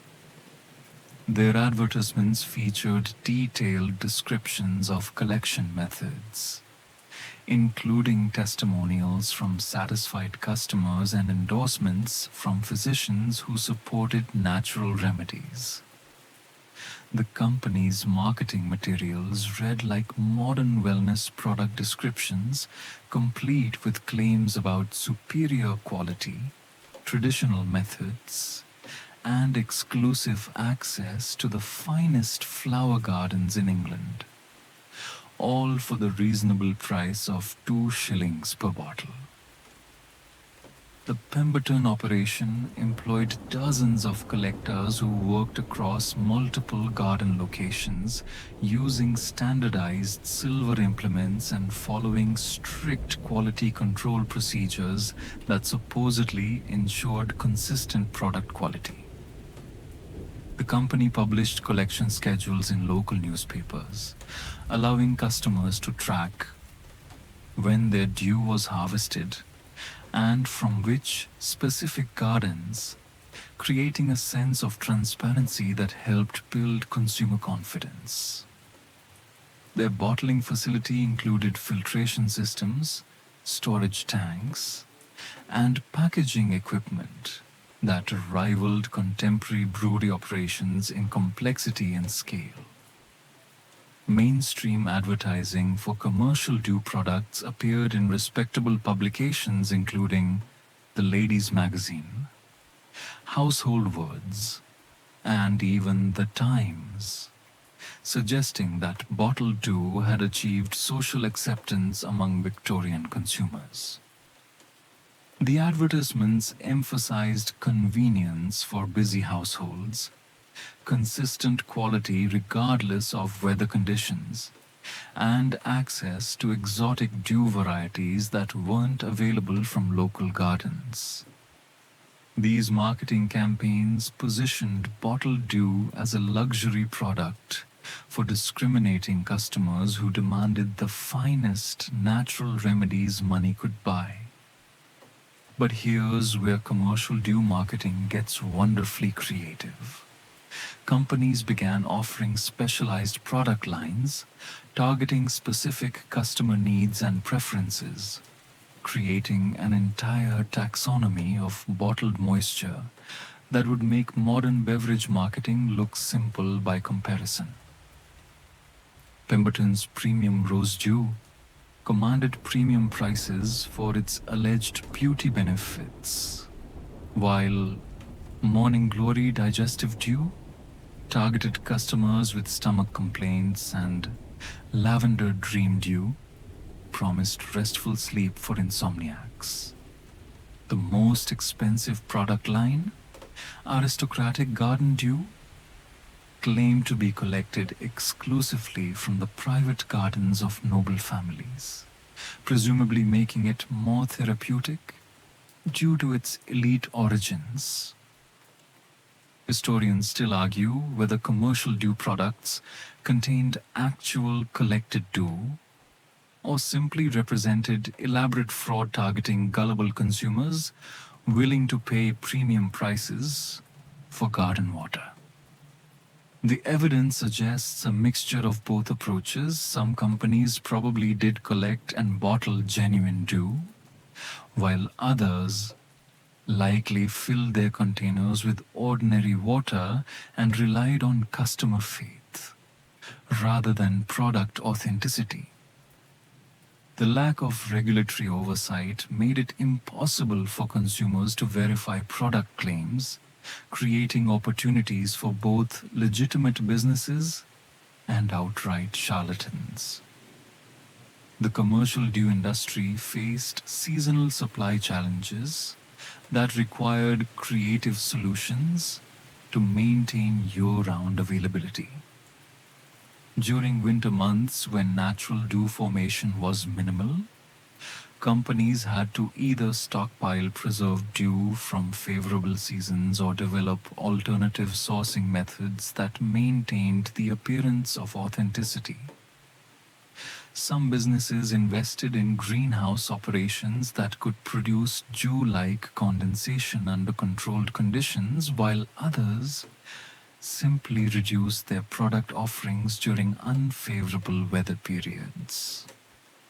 Quality control in commercial dew production involved elaborate testing procedures that attempted to verify product authenticity and therapeutic potency. Companies employed experienced dew collectors who could evaluate moisture quality by appearance, smell, and taste, using traditional folk knowledge to ensure their products met customer expectations. The most sophisticated operations maintained detailed records tracking collection dates, weather conditions, and source locations, creating paper trails that supported their marketing claims about product authenticity. The pricing structure for commercial dew reflected both production costs and market positioning, with premium products commanding prices that rivaled expensive wines or luxury perfumes. Standard dew varieties sold for approximately 1 shilling per bottle, while specialty collections could cost 5 shillings or more, making bottled dew a significant household expense that required careful budgeting. The high prices created market segmentation, with wealthy customers purchasing premium varieties while middle-class families made do with basic products or continued home collection to save money. Regional dew specialties created additional market opportunities for companies that could access unique collection locations or plant varieties not available in urban areas. Scottish Highland Heather dew commanded premium prices in London markets, while Cornish Coastal Garden dew appealed to customers seeking maritime influences in their therapeutic moisture. These regional products often cost more than standard varieties, but they provided access to specialized dew types that would otherwise require expensive travel to obtain.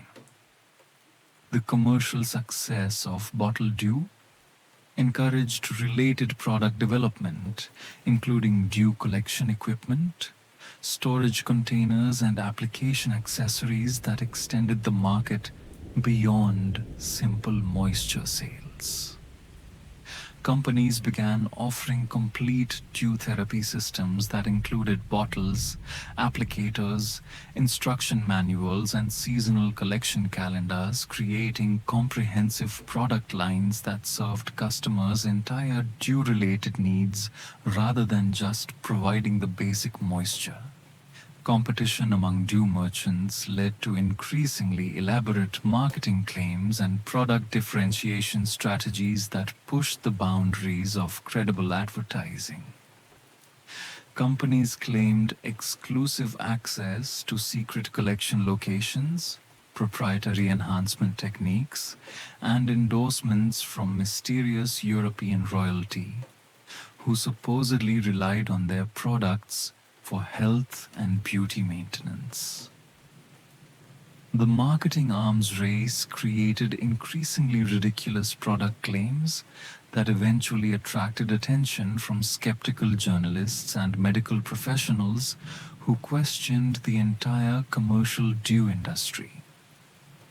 Consumer testimonials featured prominently in dew marketing campaigns, with satisfied customers providing detailed accounts of their therapeutic experiences and improvement in various health conditions.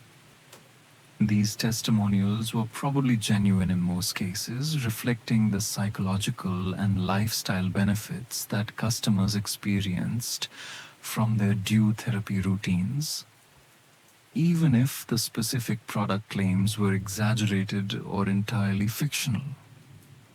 Your morning dew ritual connects you to a surprisingly international network of moisture collectors, as Victorian Britain's global connections introduce foreign traditions that both enrich and complicate your silver spoon ceremonies. The British Empire's extensive trade routes and diplomatic relationships created unprecedented opportunities for cultural exchange, including the sharing of traditional healing practices that had developed independently across different continents.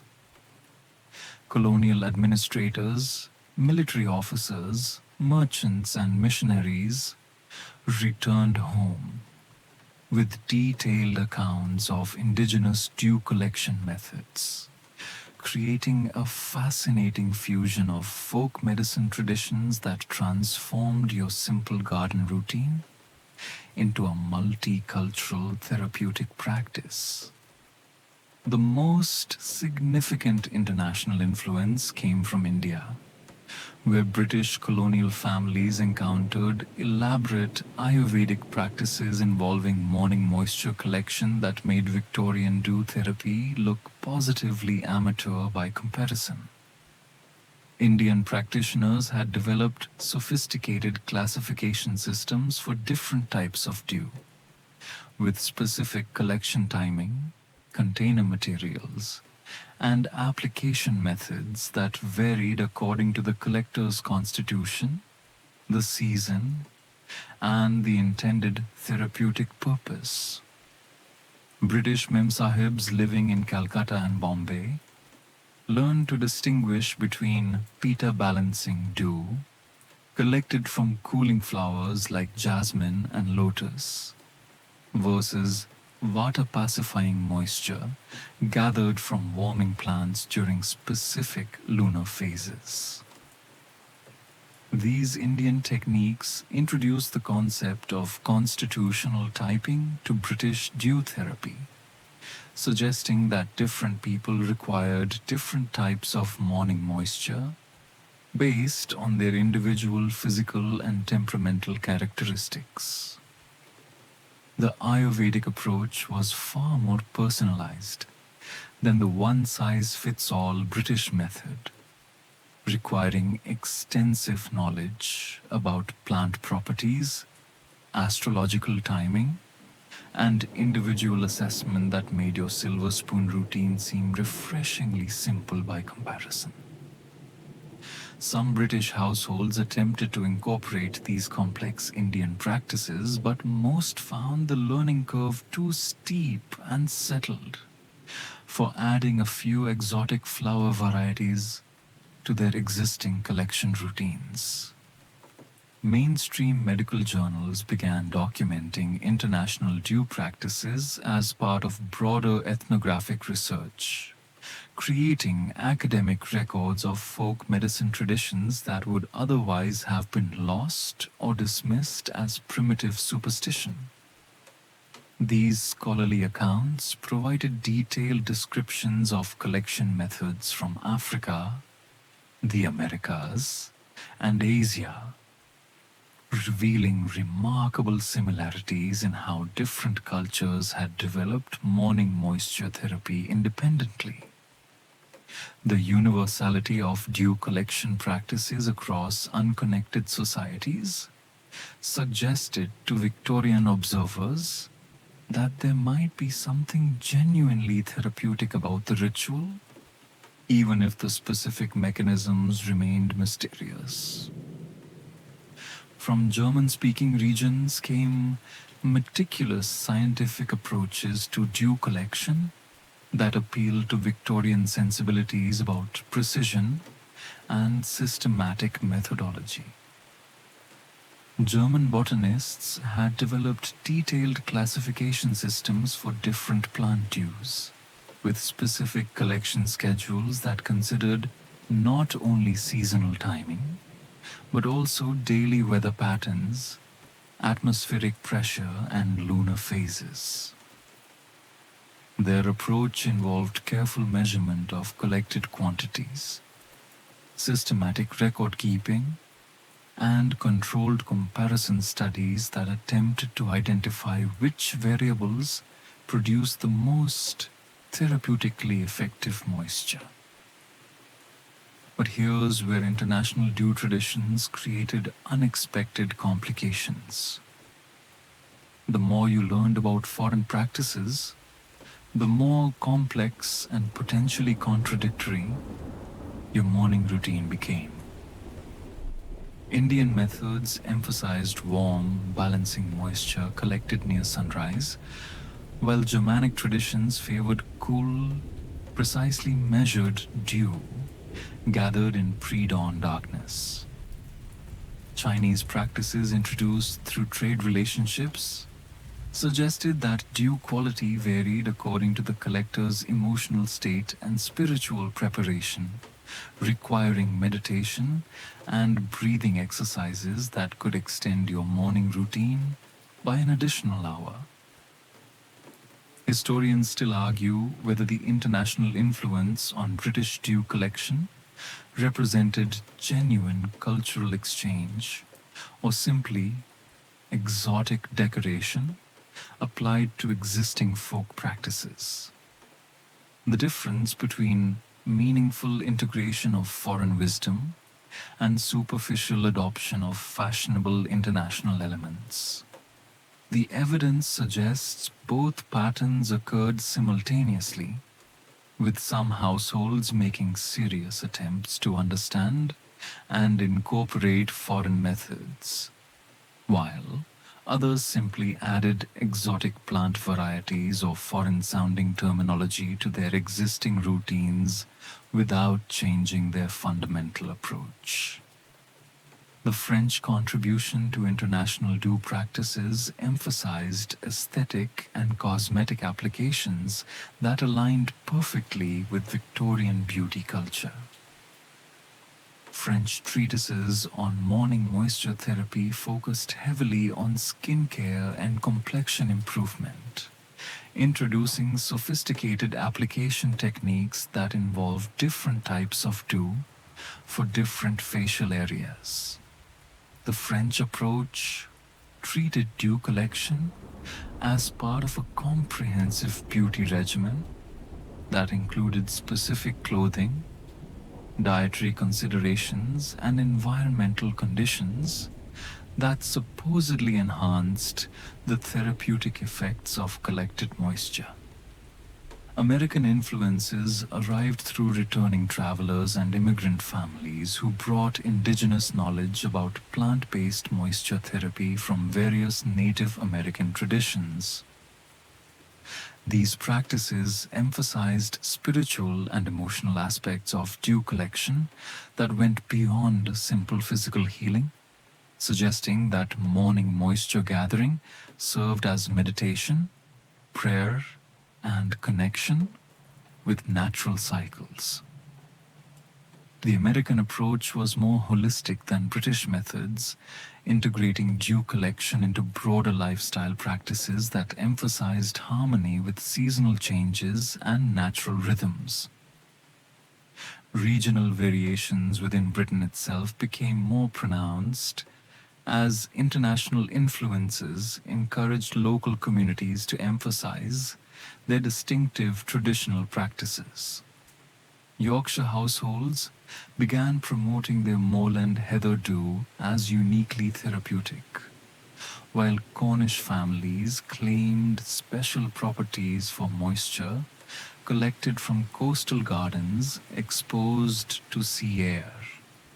These regional specialties created internal competition within British dew culture, with different areas claiming superior therapeutic benefits based on local environmental conditions and traditional knowledge. The accumulation of international dew wisdom created practical challenges for households attempting to incorporate multiple traditions into their morning routines. Following Indian constitutional guidelines, German precision requirements, French aesthetic techniques, and American spiritual practices simultaneously would require several hours of pre-dawn activity that few families could sustain. Most households solve this problem by selecting elements from different traditions that appeal to their preferences and practical constraints, creating personalized hybrid approaches that combined international influences with local customs. Commercial dew merchants recognize the marketing potential of international practices, beginning to offer exotic foreign dew collections that promised access to international therapeutic traditions without the complexity of learning foreign methods. These product lines included Himalayan Sacred Grove Dew, Germanic Precision Alpine Moisture, and Native American Ceremonial Plant Dew. though the actual products were probably collected from English gardens using standard methods while relying on exotic names and foreign mystique to justify premium pricing. You discover how shifting social attitudes and advancing medical knowledge gradually undermined the cultural foundations that had supported your dawn moisture collection ritual for generations. The decline of dew therapy wasn't sudden. It resembled the slow retreat of morning mist rather than the dramatic clearing of a thunderstorm, with the practice gradually losing credibility and social support through a combination of scientific skepticism, changing household structures, and evolving cultural values that made your silver spoon ceremonies seem increasingly old-fashioned and impractical. The servant shortage of the 1880s and 1890s dealt the most practical blow to dew collection traditions as households discovered that reliable domestic help was becoming increasingly difficult to find and expensive to maintain. Young women who might previously have accepted positions requiring pre-dawn garden duties now had access to factory work, shop positions, and other employment opportunities that offered better hours and working conditions. The Industrial Revolution created labor alternatives that made domestic service less attractive, leaving many wealthy households without the staff necessary to maintain elaborate morning rituals. Your morning routine faces additional pressure from changing medical attitudes as the medical establishment becomes increasingly unified in its skepticism toward folk remedies lacking scientific evidence. The professionalization of medicine during the late Victorian period created stronger institutional opposition to traditional practices, with medical schools teaching students to dismiss folk remedies as dangerous superstitions that delayed proper treatment. This medical consensus gradually influenced public opinion, making dew therapy seem not just ineffective, but potentially harmful to people's health. Mainstream educational reforms introduced scientific thinking into general education, creating a generation of middle-class consumers who approached traditional practices with greater skepticism and demand for evidence. Public schools began emphasizing rational inquiry and empirical observation over traditional authority and folk wisdom, producing young adults who questioned inherited practices and sought logical explanations for therapeutic claims. This educational shift gradually eroded the cultural foundation that had supported dew collection by creating consumers who expected medical treatments to demonstrate measurable, reproducible benefits. The urbanization of British society created practical obstacles to dew collection that made the practice increasingly impractical for growing numbers of households. City families often lacked access to suitable gardens, while urban air quality made outdoor moisture collection seem potentially unhealthy rather than therapeutic. The concentration of population in industrial centers separated people from the natural environments where dew collection had traditionally occurred, making the practice seem like a quaint rural custom rather than a practical urban health measure. But here's where the decline gets particularly poignant.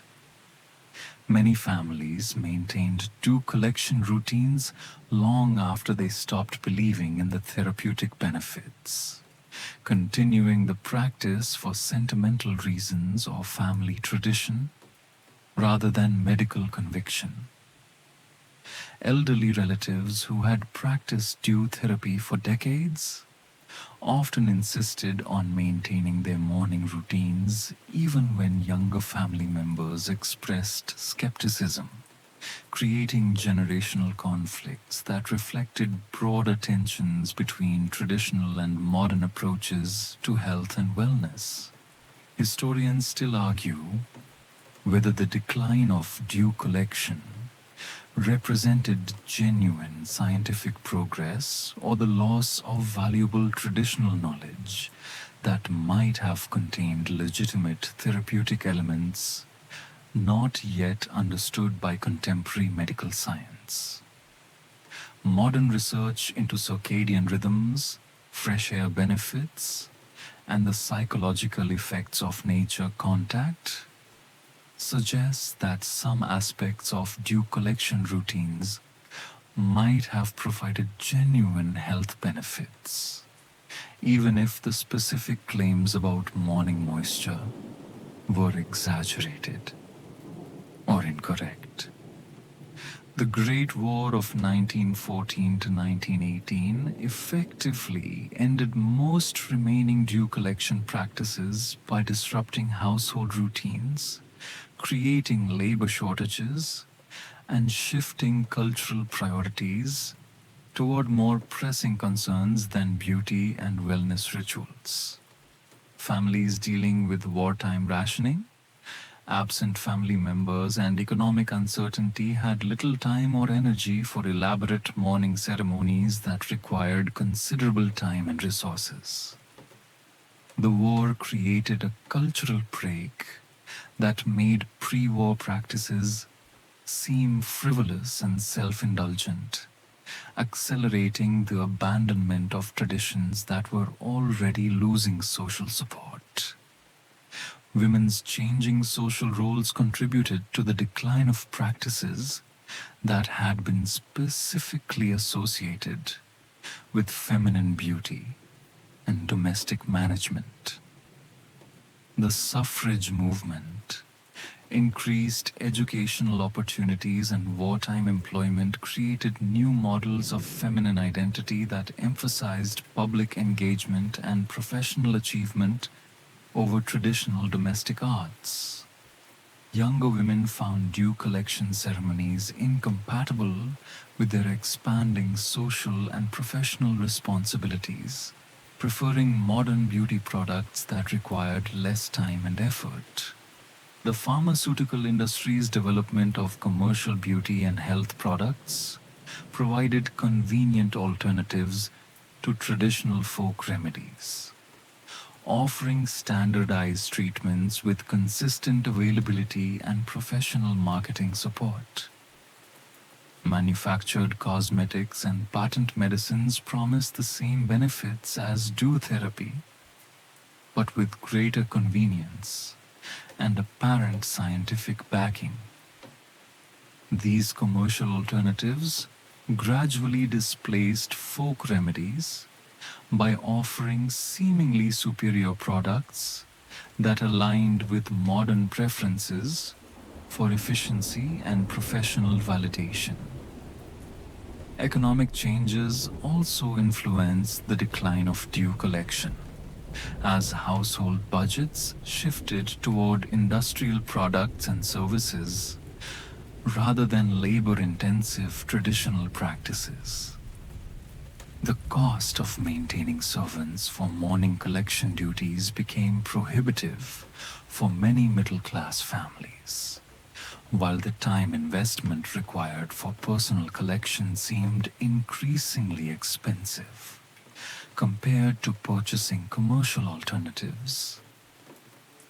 The economic calculation gradually favored modern products over traditional practices that required significant time and labor investment. Regional variations in the decline process created pockets of continued practice that persisted into the early 20th century, particularly in rural areas where traditional knowledge remained strong and modern alternatives were less readily available. These surviving practices became increasingly isolated and eccentric, marking their practitioners as old-fashioned or superstitious rather than health-conscious and sophisticated. You witness how Victorian dew collection practices evolved into modern wellness trends that would be instantly recognizable to contemporary health enthusiasts seeking natural beauty treatments and holistic healing approaches. The transformation wasn't direct. Dew therapy didn't simply modernize into current form, but the underlying concepts and cultural motivations that drove your morning silver spoon routine resurface repeatedly in 20th and 21st century wellness movements that emphasize natural ingredients, traditional wisdom, and the therapeutic power of connecting with natural processes. The early 20th century saw the emergence of naturopathic medicine and holistic health movements that explicitly revived many concepts from Victorian folk medicine, including the belief that natural substances possessed therapeutic properties superior to synthetic alternatives. These movements reframe traditional practices like dew collection as evidence of sophisticated pre-modern understanding of health and healing, arguing that industrial society had lost valuable knowledge that needed to be recovered and integrated into modern healthcare approaches. Modern aromatherapy and botanical skincare industries directly inherited Victorian assumptions about plant-based beauty treatments, though they replaced dew collection with essential oils, plant extracts, and flower waters that promised similar therapeutic benefits through more convenient delivery methods. Contemporary beauty companies routinely market morning dew, skincare products that claim to capture the essence of traditional dew collection while providing standardized, shelf-stable formulations that modern consumers can purchase rather than collect personally. Your silver spoon routine finds its contemporary equivalent in the current trend toward clean beauty and natural skincare that emphasizes minimal processing, natural ingredients, and traditional wisdom. Modern wellness influencers promote early morning skincare rituals that echo Victorian dew collection ceremonies, recommending specific timing, natural ingredients, and mindful application techniques that would seem familiar to anyone who practiced traditional moisture therapy. The main difference is that contemporary practitioners purchase their natural ingredients from specialty retailers rather than collecting them personally from gardens. Mainstream medical research into circadian rhythms and the health benefits of nature contact has provided scientific validation for some aspects of traditional dew collection practices, even while dismissing the specific therapeutic claims about morning moisture. Studies showing that early morning light exposure helps regulate sleep cycles, that fresh air and garden activity provide mental health benefits, and that consistent morning routines support overall wellness, suggest that Victorian dew collectors might have been accidentally practicing effective health habits for the wrong theoretical reasons. The modern wellness industry's emphasis on ritual, mindfulness, and intentional living directly parallels the ceremonial aspects of Victorian dew collection that provided psychological and spiritual benefits regardless of the moisture's actual therapeutic properties. Contemporary practitioners of meditation, yoga, and mindfulness often incorporate nature-based morning routines that serve similar functions to traditional dew collection, creating structured time for reflection, connection with natural cycles, and intentional self-care that supports overall well-being. But here's where modern dew therapy gets particularly interesting.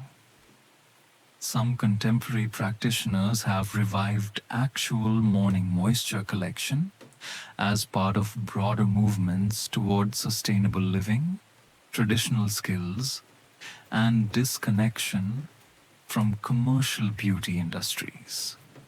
These modern dew collectors often approach the practice with greater scientific skepticism than their Victorian predecessors, viewing it as meditation, environmental connection, or rejection of consumer culture rather than medical treatment. Historians still argue whether contemporary wellness trends represent genuine revival of traditional wisdom or simply nostalgic romanticism that selectively adopts appealing elements from past practices while ignoring their broader cultural contexts. The evidence suggests both patterns occur simultaneously, with some practitioners making serious attempts to understand and adapt traditional knowledge, while others simply appropriate exotic or historical elements for their aesthetic or marketing appeal. The internet age has created unprecedented access to information about traditional healing practices, allowing contemporary wellness enthusiasts to research and experiment with historical methods like dew collection without relying on family or community transmission of knowledge.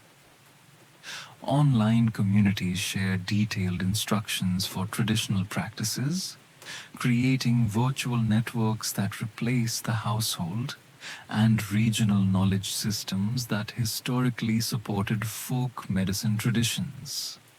Commercial wellness companies have recognized the marketing potential of historical practices, creating product lines that reference traditional methods while providing modern convenience and standardization. Morning dew, facial mists, traditional botanical skincare lines, and heritage beauty products appeal to consumers seeking authentic natural treatments while avoiding the practical challenges of personal collection and preparation. The environmental movement has added new dimensions to traditional practices by emphasizing sustainability, reduced consumption, and connection with natural processes that align with ecological values.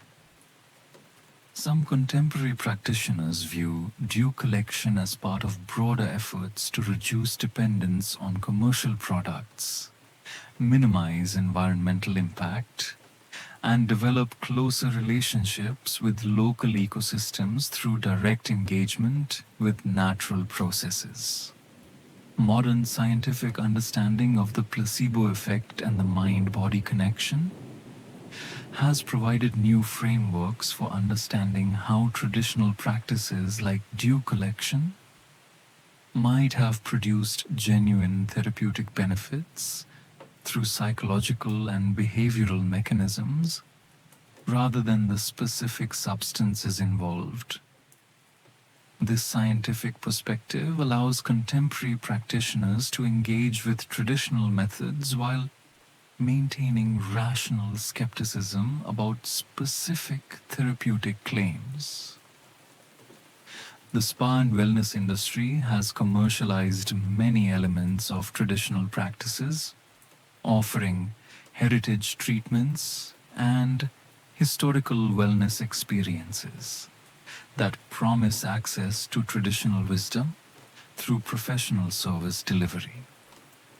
These commercial adaptations often maintain the ceremonial and aesthetic aspects of traditional practices while eliminating the practical challenges and time investment required for personal practice, you encounter the final generation of Victorian servants and household members who maintained traditional dew collection practices into the early 20th century, becoming living bridges between the elaborate folk medicine culture of the 19th century and the rapidly modernizing world that would ultimately abandon these morning rituals entirely.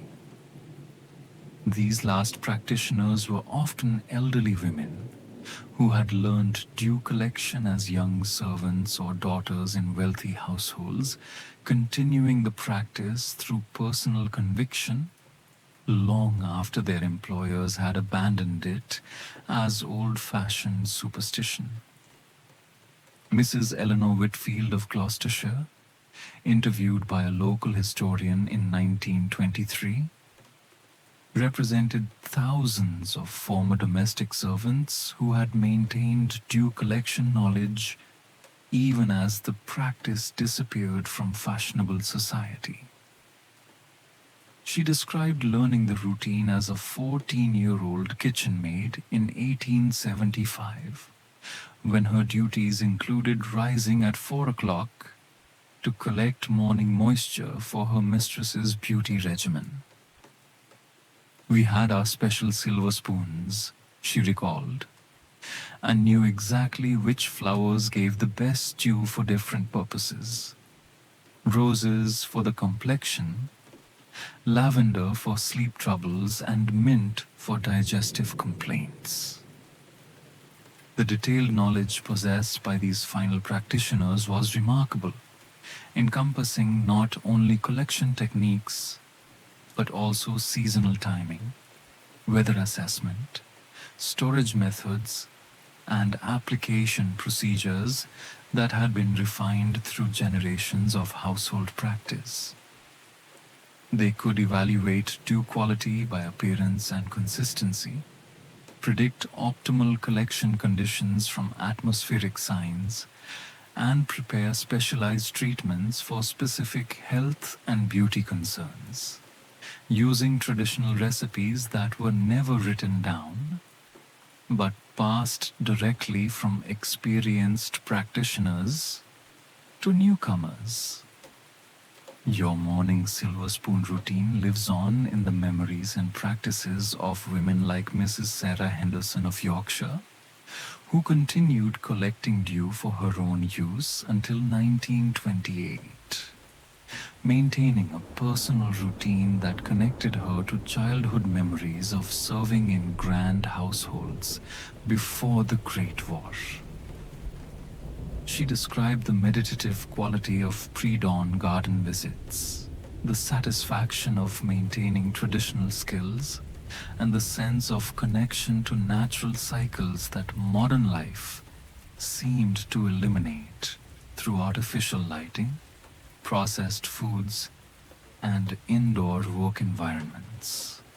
Mainstream documentation of these final practitioners came through folklore societies and local history groups that recognized the cultural value of traditional knowledge even as its practical applications became obsolete.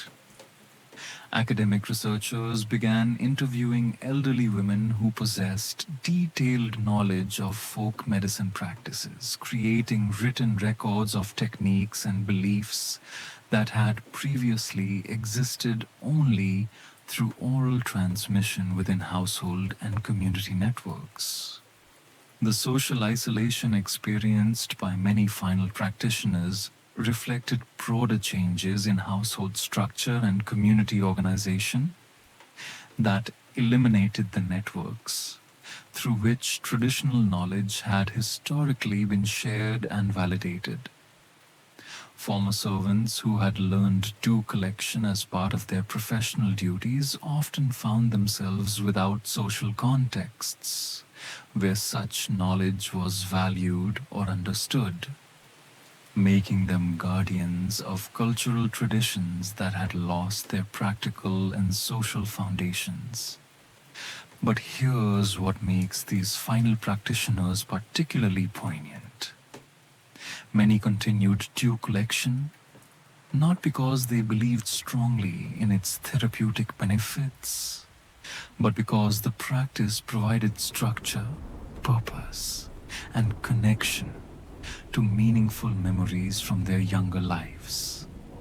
The morning routine offered solitary time for reflection, gentle physical activity, and engagement with natural processes that enrich their daily experience, regardless of any specific health claims about collected moisture. Historians still argue whether these final practitioners should be viewed as repositories of valuable traditional knowledge or as examples of cultural persistence that outlived its practical usefulness. The difference between preserving wisdom that might contain overlooked insights versus maintaining obsolete practices through habit and nostalgia. The evidence suggests that both perspectives capture important aspects of their experience and cultural significance. The regional variation among final practitioners reflected the diverse local traditions that had developed within the broader Victorian dew collection culture. Scottish practitioners emphasized different plants and timing than their English counterparts, while Welsh traditions incorporated specific cultural elements that distinguished them from neighboring practices.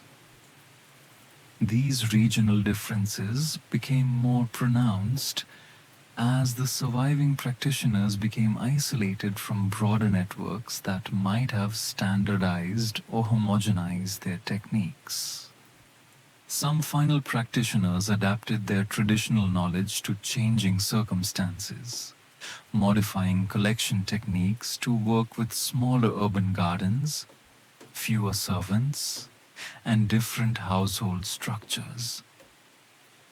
These adaptations demonstrated the flexibility of traditional practices when maintained by knowledgeable practitioners who understood underlying principles rather than simply following rigid procedures.